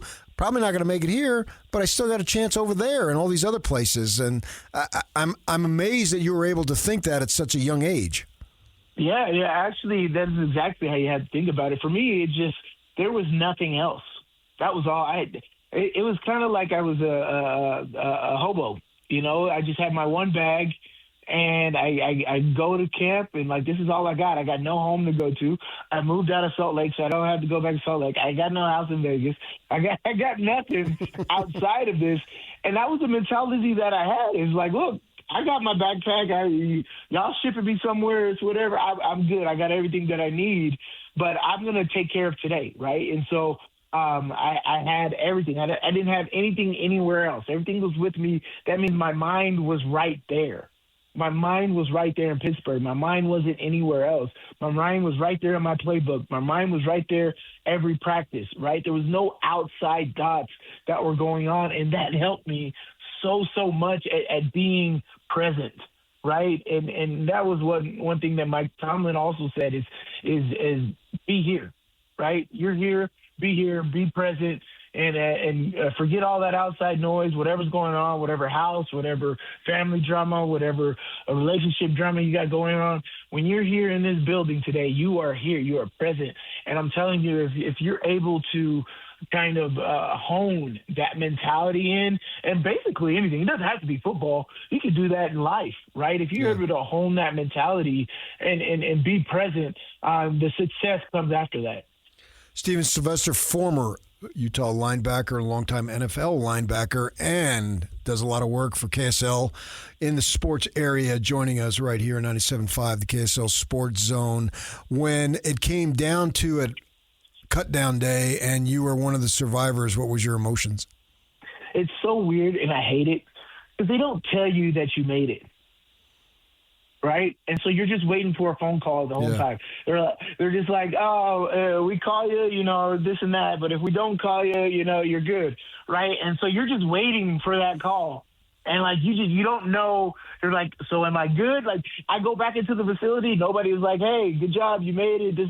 No, it's just like I'm waiting for somebody to come here like, hey, like on the old Apollo, Showtime Apollo, where they have the guy come and ring people off the stage when they suck. Yeah. That's what I was waiting for. I'm waiting for the GM, security, somebody to come grab me and like, what are you doing in here? Get out. And but nobody ever did. And so I was just like, okay, business as usual. I swear, that whole day, you're just looking around waiting for somebody to come at you, right? Am I supposed to be in this meeting? You walk into a meeting room, you look around. Does anybody say anything about me being here? And the veterans don't know either. So they look at you, well, this rookie's still here. That means he made the team. And so it's just such a weird day. But after that day is over and you did make it, I went to the parking lot, man, and I'm just like, I just let out this huge gasp and just been like, man, it's awesome. But it took the entire day, right? I'm waiting for the entire day for somebody to kick me out. Because even then, it still happens because I've seen it where cut day happens, and even that day and even the next day, they're still making cuts. They're still making waiver transfers and all this other stuff is still happening. So it's not just because you made it at that hour that it's over. Football is forever. As I said, the locker next to me was revolving all year long. So that's the thing about the NFL that sucks is the guaranteed contracts and all this stuff is not a thing. And so you're always on your toes and it causes some real mental trauma sometimes about you always worrying about stuff. Yeah, Trevor Riley told me a story. He said, well, if you don't hear from us on Monday or Sunday, I think, that means you come in Monday and you made the final cut. And then he told me, then he goes in on Tuesday and they had the waiver wire and they picked up somebody at his position off the waiver wire and then put him on the practice squad. So he had the elation of going to bed thinking that he was going to be on the final roster, the active roster, and then going in the next day and finding out, well, they picked somebody up who had been waived from team wherever. And so now he was back on the practice squad. So he had the high and low in a span of about 12 hours. It sucks. The communication is so bad and you're really just figuring stuff out. That's why, like, if you just got your bag and you're ready to go wherever and you just got a present mentality, I think it's way more successful. It sucks because who wants to live like that? But at the end of the day, football, they say it's not for long, yada, yada, yada. You got to sacrifice for however many times, years or whatever. If you could do that and be able to control your mind and all that stuff, that is a talent that they don't really teach you about or let you know you need to have. But, yeah, exactly. You can go through highs and lows. Just like Trevor said, it literally happens like that. And sometimes quicker. You could be in the middle of the night, midnight, and they send you a text. That sucks. But, yeah, it is really like that, and it stinks. And that's why there's no guarantees. And anytime somebody says something, you got to continue to keep pressing on and working. Steven Sylvester, former BYU or Utah linebacker, joining us. I got BYU and Utah on my mind because I want to talk to you about college football. Dream scenario for somebody like me in the local media would be that first Friday in December to have the Utes and the Cougars play each other for the Big 12 title down at the Cowboy Stadium. I'll take either one. I definitely want either one. But if I could pick, I would take two. I'd take both of them. I think that would just set our market on fire. And it would actually do well, I think, wonders for both teams because, wow, man, they're playing each other. They're only 40 miles apart, 45 miles apart. I need to check that out, and I think it would be a boon for recruiting locally and across the country. Now, my thought for you, you've seen these teams and all that type of stuff, and you can evaluate talent. What level of possibility? It's probably a long shot, I get it, but do you think that each, maybe individually, if not both, can get there, that individually one or the other has the talent to be one of the two teams surviving when we get to the end of the Big 12 season? Well, here's the thing is I don't think it's a long shot. I think in the next 3 years we're going to have that exact matchup. And that was what it was in the WAC. That's what it was in the Mountain West. It came down to the Holy War game. There wasn't a championship game in those conferences, but now ever since we had a championship game, it's that. Like I could imagine if BYU was in the Pac-12, how many times Utah and BYU would have matched up. That's what's so great about these two universities. They hate each other so much that they're both so equal that, when they're good, they're both good. And it always comes down to this game, man. So absolutely love that they're back in the same conference and making this happen. But I think within the next 3 years, we're going to see this matchup here in the Big 12 championship, if not this year, right? You got two amazing rosters, man. You go through this roster and you look at position group, from offense to defense, from coaching staff and all of that. These two teams are so primed and ready to face each other in the Big 12 championship that it's paramount. It's an amazing time to be a U fan. It's an amazing time to be a Cougar fan and make this happen, man. But I think that is very possible this year. The way the schedule aligns for both of these teams, they're going to get tested along the way. That'll ramp them up for that last quarter of the season, right? We always put the season into 4 quarters, right? Yeah. The first 4 games, the second 4 games, the first 3 games, and 4 games like that. Right. And so the last quarter of the season, everybody's going to be tested up to that point to being like, okay, we're primed and ready to go to be in position for this Big 12 championship. Utah schedule, right? I think they get a really good schedule with an early SEC test at home, which helps them. They got a tough away game, which, going up to Ames, Iowa, I heard that is definitely different territory. I know they're not going to have the team that they had last year or the year before, but especially they're all at Penn State now. Right. But going into Ames, Iowa is not going to be easy, right? And then coming home and facing Houston and then going across people don't understand how difficult it is to travel to the East Coast, right? We played West Virginia last year.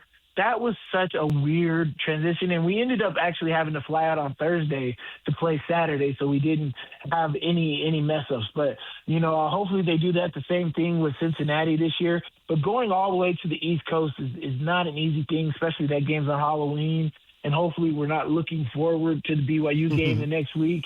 But, going into that Holy War, I think the Holy War game on November 7th is going to tell the tale for the entire Big 12 conference, right, for a lot of teams. And so from the Arizonas, the BYUs, the Houstons, the TCUs, the Texas Techs, a lot of things are going to revolve around that Holy War game on November 7th. And after that, we'll have really clear-cut picture of who should be in the Big 12 championship, which I think we might get both 8-0 teams heading into that game. Oh, that'd be awesome. Somebody's going to be 8-1, somebody's going to be 9-1, and then they win out the rest of the season, and hopefully Texas Tech slips up somewhere, Arizona at home, something like that, and we get some spookiness and we get that Holy War again rematch in the Big 12 championship this game. That would be so awesome, and so really looking forward to that. I agree. I'm looking forward to that, too. I'm looking forward to the start of the season and most definitely looking forward to November. That's going to be a great time for both teams, and hopefully they both do well, as you say, and maybe we can see that. So anyway, Sly, thank you for your time. We appreciate you joining us right here on the KSL Sports Zone. You're the man. Thanks, PK. There's Sly talking a little college football and what it takes to make it in the NFL. Yeah, that text at midnight telling you you're not on the team, that would suck. I think so. Yeah. I mean, it's a cold, heartless world. I didn't know it was that cold and that heartless. It's midnight. Don't come in tomorrow. Yeah, he's been there, man. And we've got a lot of our guys trying to make teams.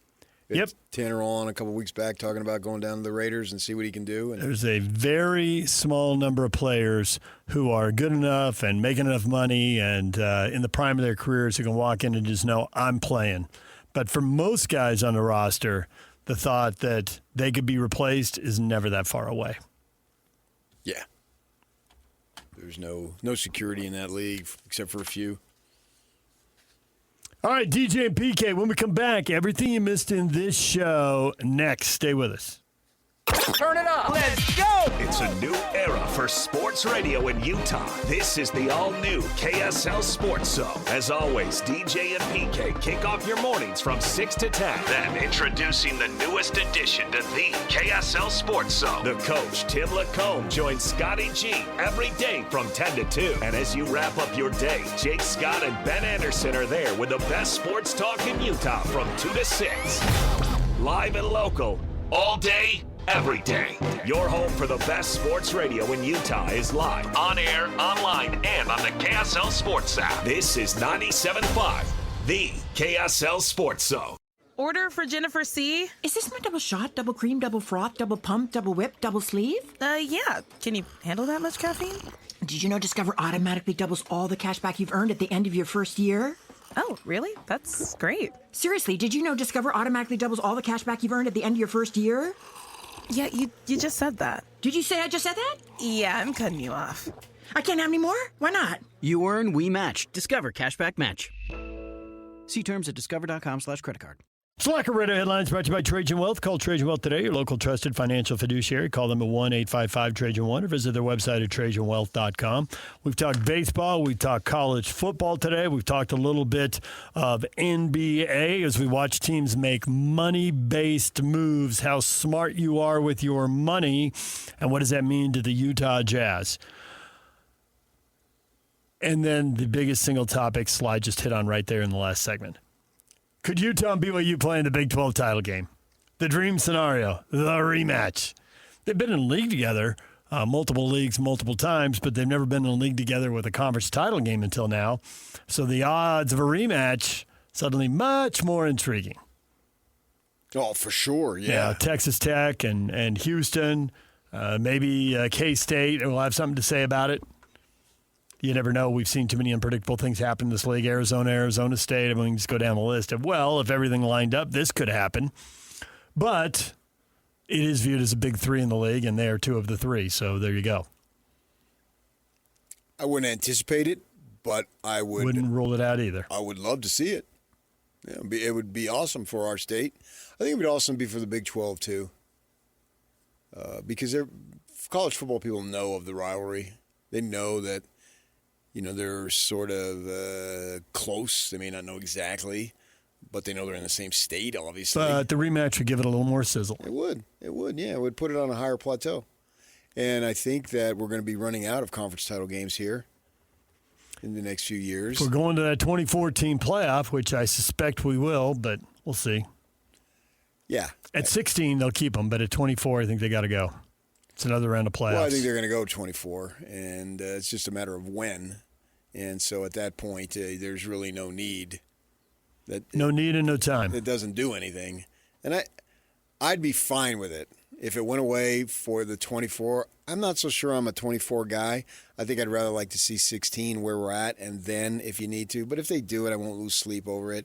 But absolutely, if they go to 24, the conference title game becomes useless. And I think to an extent, it's sort of ridiculous anyway to play 9 games and then somehow this last game means everything.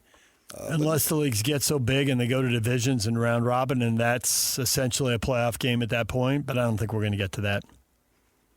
If you have a 20-team league, you could have 2 10-game divisions. You could have 9-team round robins. But you don't need it. The conference title game I'm talking. You still do that, but you don't necessarily need it. If they're going to go 24.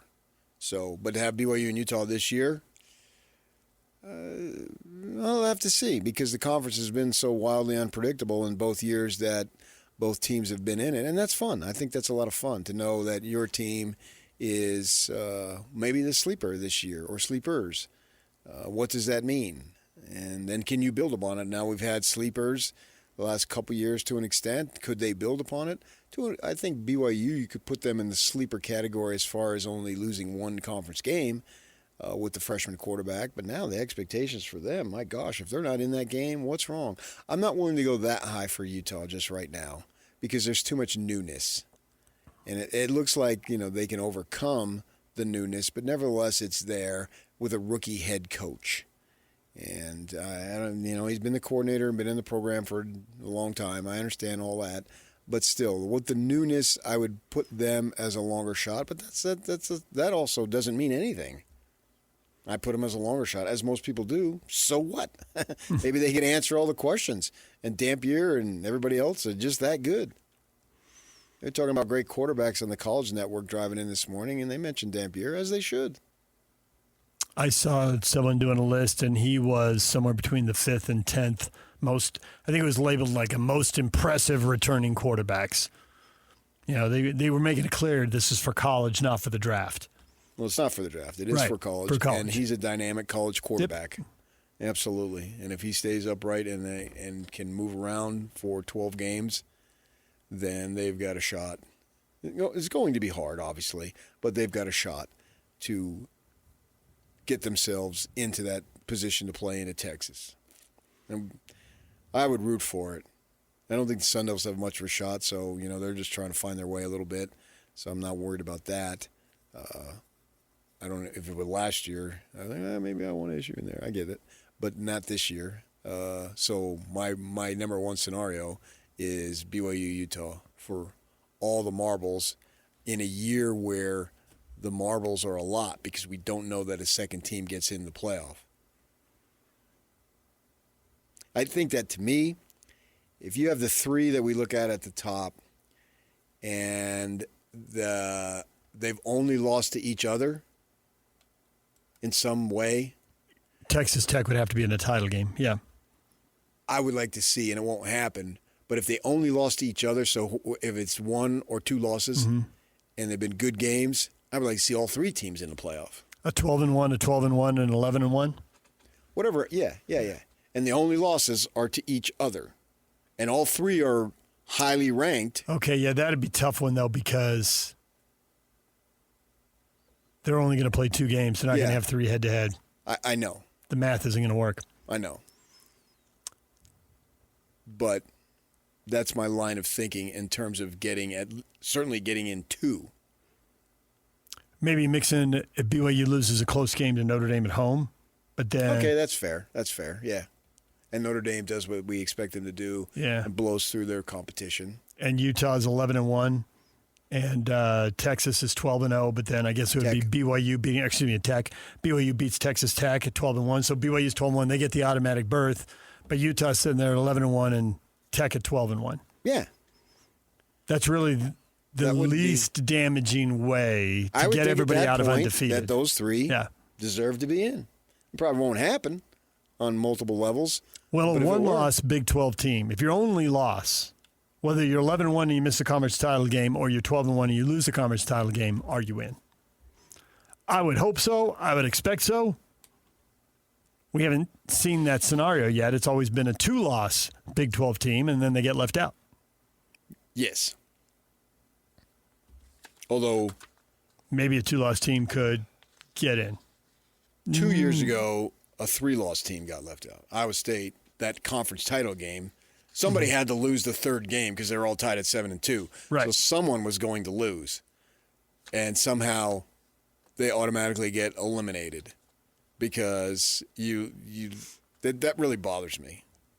I think the conference is disrespected to a degree when it comes time for bids, and a 2-losser shouldn't be summarily dismissed as if, forget that. And yet they are. But they have been, yeah. Right. And that's the issue is that these teams could get there and be really good and suffer that third loss in the conference title game and lose 28-24, and you're out the door. BYU and Utah have both been left out at 10-2, and the Cougars have been left out at 11-2. So there are your prime candidates. But I think that would give them, the conference-wise, I think that would give them a big buzz to have BYU Utah in there on that Friday night. Mm-hmm. That would be the premier game. Everybody would be talking about it. I like the fact that they moved it to Friday. They can get more of a buzz there. I mean, I don't think they should be playing Saturday morning at the same time as another game, but I don't like the short week for some teams in a conference title game when you got to travel. And I get the business aspect and the money aspect, and it happened in the Pac-12. Yeah, but you can travel right to Dallas if it's that big of a deal. It's still, you have one less day to prepare, and now some of that time has to be spent flying. No, you don't. If you're playing the Friday, you don't, which the Utes are again for the third straight year. But you don't necessarily have one less day compared to everybody else. If you're in on that Saturday before, fly to freaking Dallas if a few hours makes a difference. If that's going to be the determining factor between winning and losing, go straight to Dallas. And I'm sure you can get a 5-star hotel and get practice fields. And you could be practicing Saturday night if it meant that big of a deal. But I don't think it does. If you want to go the other way, go back that week before, because some teams will play on Friday, some people play on Saturday. And that's what we're going to see. I mean, if it were Utah BYU, we'll see BYU plays on Saturday and Utah plays on Friday. Well, then BYU's always going to have a shorter day, a shorter week, because they tell us they don't practice on Sunday, although they do everything but. So they mentally practice on Sunday, whether they want to admit it or not, and I don't have any problem with it. But they're going to be watching film. Yeah. Oh, yeah. I mean, you see that they hand them the CDs and all, and on the iPads and all that. So, yeah, as they should be, man. We talked with Bob Nightengale for you baseball fans. Get it wherever you get your podcasts. Major League Baseball columnist for USA Today. Very confident that expansion will happen for Utah and that the first game will be in 2031 or 2032.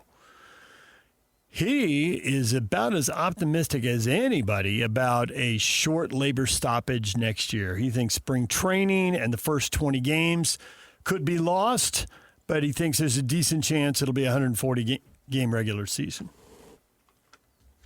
Very optimistic out of him. 140 is a lot. And he thinks it'll just be splitting the multimillionaires from the millionaires. Give the younger guys a quicker path to arbitration, a quicker path to free agency, and get the minimum salary up to $1.2 million. And he thinks a lot of the younger guys who are just trying to grind out 3-4 years in the league will be like, yeah, sign me up. What am I worried about a $200 million contract for? That's what will eventually break it. Yeah. And as part of that, a salary floor. So I think that's a given. Half dozen teams that are still under $100 million, and two of them are actually decent. I mean, the White Sox and the Marlins are above 500 and in the wild card race. But nonetheless, teams are going to have to ante up and play. White Sox lead the division, don't they? Yeah. That division, you're right. Actually, they might. Probably underselling them. So, yeah, raise that up, and you got to do it. Fine. Nobody has a problem with that. The ownership won't have a problem with that because they'll give away the kitchen sink if they get the cap. Yep. Anything for the cap, baby. Yeah. So basically, whatever you want within, relative reason, obviously, they'll do that. Well, once they've got the cap, raising the minimum is no problem to them. They know what they're going to be paying. It's just, okay, we'll pay guys 15 through 26 on the roster. Heck, we'll give you a 27th roster spot because we know we're capped at, 250, so 300 million, whatever it turns out to be. Anyway. Yeah, spend the money anyway. We'll just give it to player 18 instead of player number 8. Yeah. That will be interesting, because eventually it will get settled. Obviously, I don't think the sport is going to go away. And if there is a cap, and I don't know if there will be, what will be, so they settle this somewhere in 27, right? And say that for the argument's sake, you got the cap. Then when we get to 2037, look back and see how did it go. Was it the worst thing? Did it really change the balance of power? The teams that get hot are there and they have their run. And then those players get older and maybe they can continue it. Maybe they can't. Blah, blah, blah, blah, blah. Really the only thing we've had is it the Dodgers? I mean, do you think Houston's 2 titles were money-driven or the Giants doing 3 out of 5? We haven't really had dynasties in baseball, so I don't know how much different the next 10 years can be. I mean, if you go back to the Yankees, you're going back 25 to 30 years now to their Well, yeah, but if you dynasty. go back, you can go back multiple times. The teams won. The Reds won 3 in a row. I think Oakland was in there.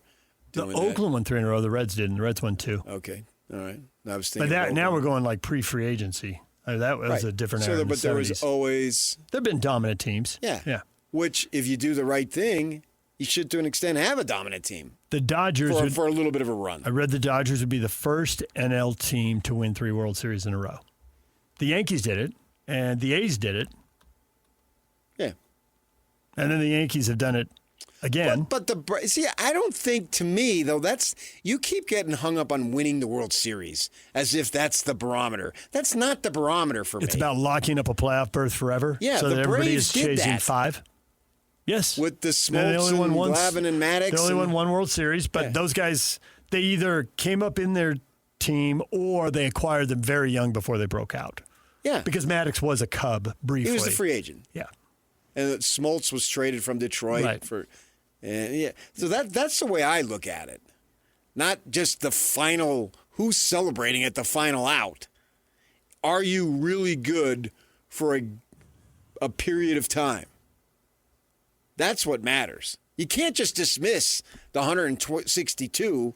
I don't see why in the next 10 years that'll change. I think there'll still be teams. Because in sports, we see salary cap. We see teams, you get it right, and you go on a run with a core of guys. So I think that'll still happen. So that's why I wonder what is the huge objection for the players' union, because you're objecting for something that probably isn't going to change the balance that much, and you're objecting for 10% of your players? Yeah. And the other 90 have to give in for 10%? Yep. As I step back, and normally these labor spiels, I'm out. I don't want to take a side. Yeah. Because I don't want to defend either of them. And I get it. But the politics of this, not seems to be so politics silly. in a voting sense, but the baseball politics of this, is that the owners know they can make hundreds of millions of dollars in franchise valuations if they have a cap. And the owners also know that the cap is going to impact 10, 15% of the players, and that if they go buy off 60 or 70% of the players, they're going to get the votes and be good to go. And that's why it might be shorter. Because at this point, that's the way it is shorter. The money that the owners can make in the franchise valuations is so massive that they can withstand a lot of pain because they're going to get it back. And the baseball players aren't, especially the bottom 2/3, 3/4. And that's how and in the unions past, break. Right. And in the past, the owners haven't been able to say, hey, I'm going to make an extra $1 billion or $2 or $3 when I sell this team. And I'm going to get this. So if they lost $100 million, they were like, oh, that's a lot of money. Now they're like, well, if I lose $100 or $200 million in this, I'm going to make $1 billion when I sell the team. Hmm? Because they're looking at these franchises being sold in other sports, in basketball and football specifically, and thinking, well, why aren't we getting that kind of cash? So that's why I think the owners are going to, quote unquote, win this. And they're going to get what they want. So you think there'll be a cap?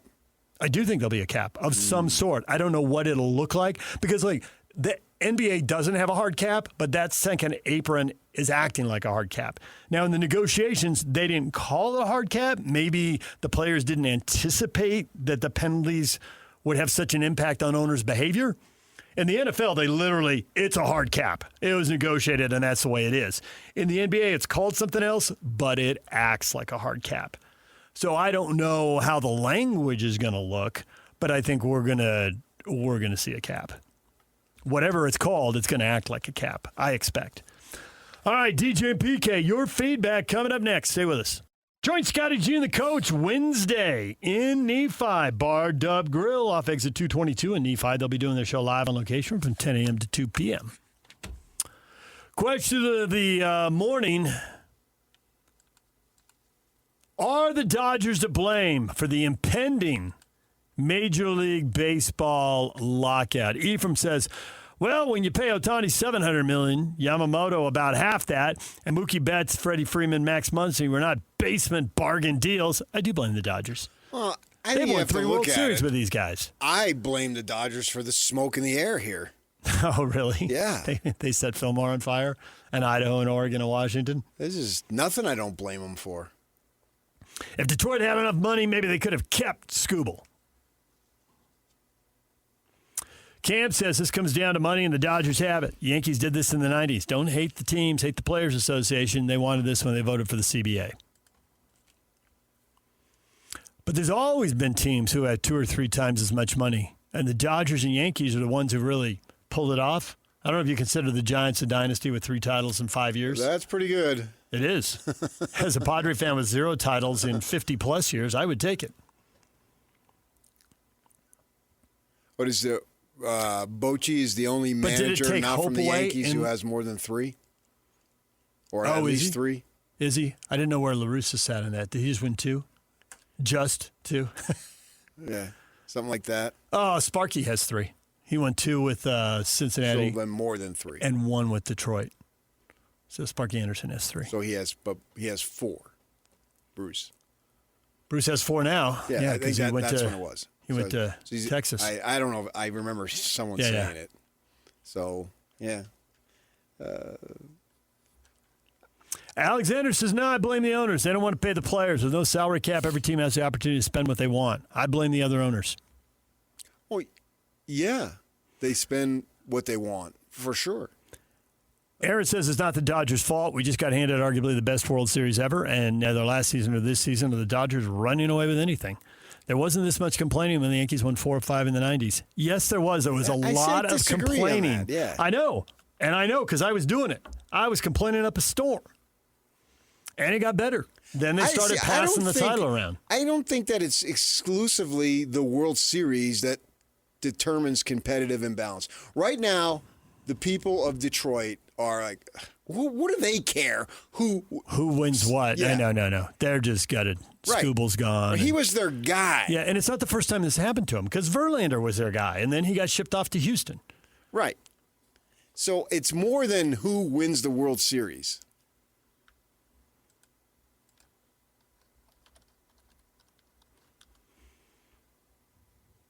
And the Dodgers have lost 1 division title. Is it 11 of 12 or 12 of 13? Either way, It's a lot with one exception. And one exception, they lost to the Giants. The Dodgers won 106 games, and the Giants won 107. And then the Giants went away as quickly as they got there. Yeah, that was yeah. And they lost to the Dodgers in the playoffs, even after winning the division. Yeah.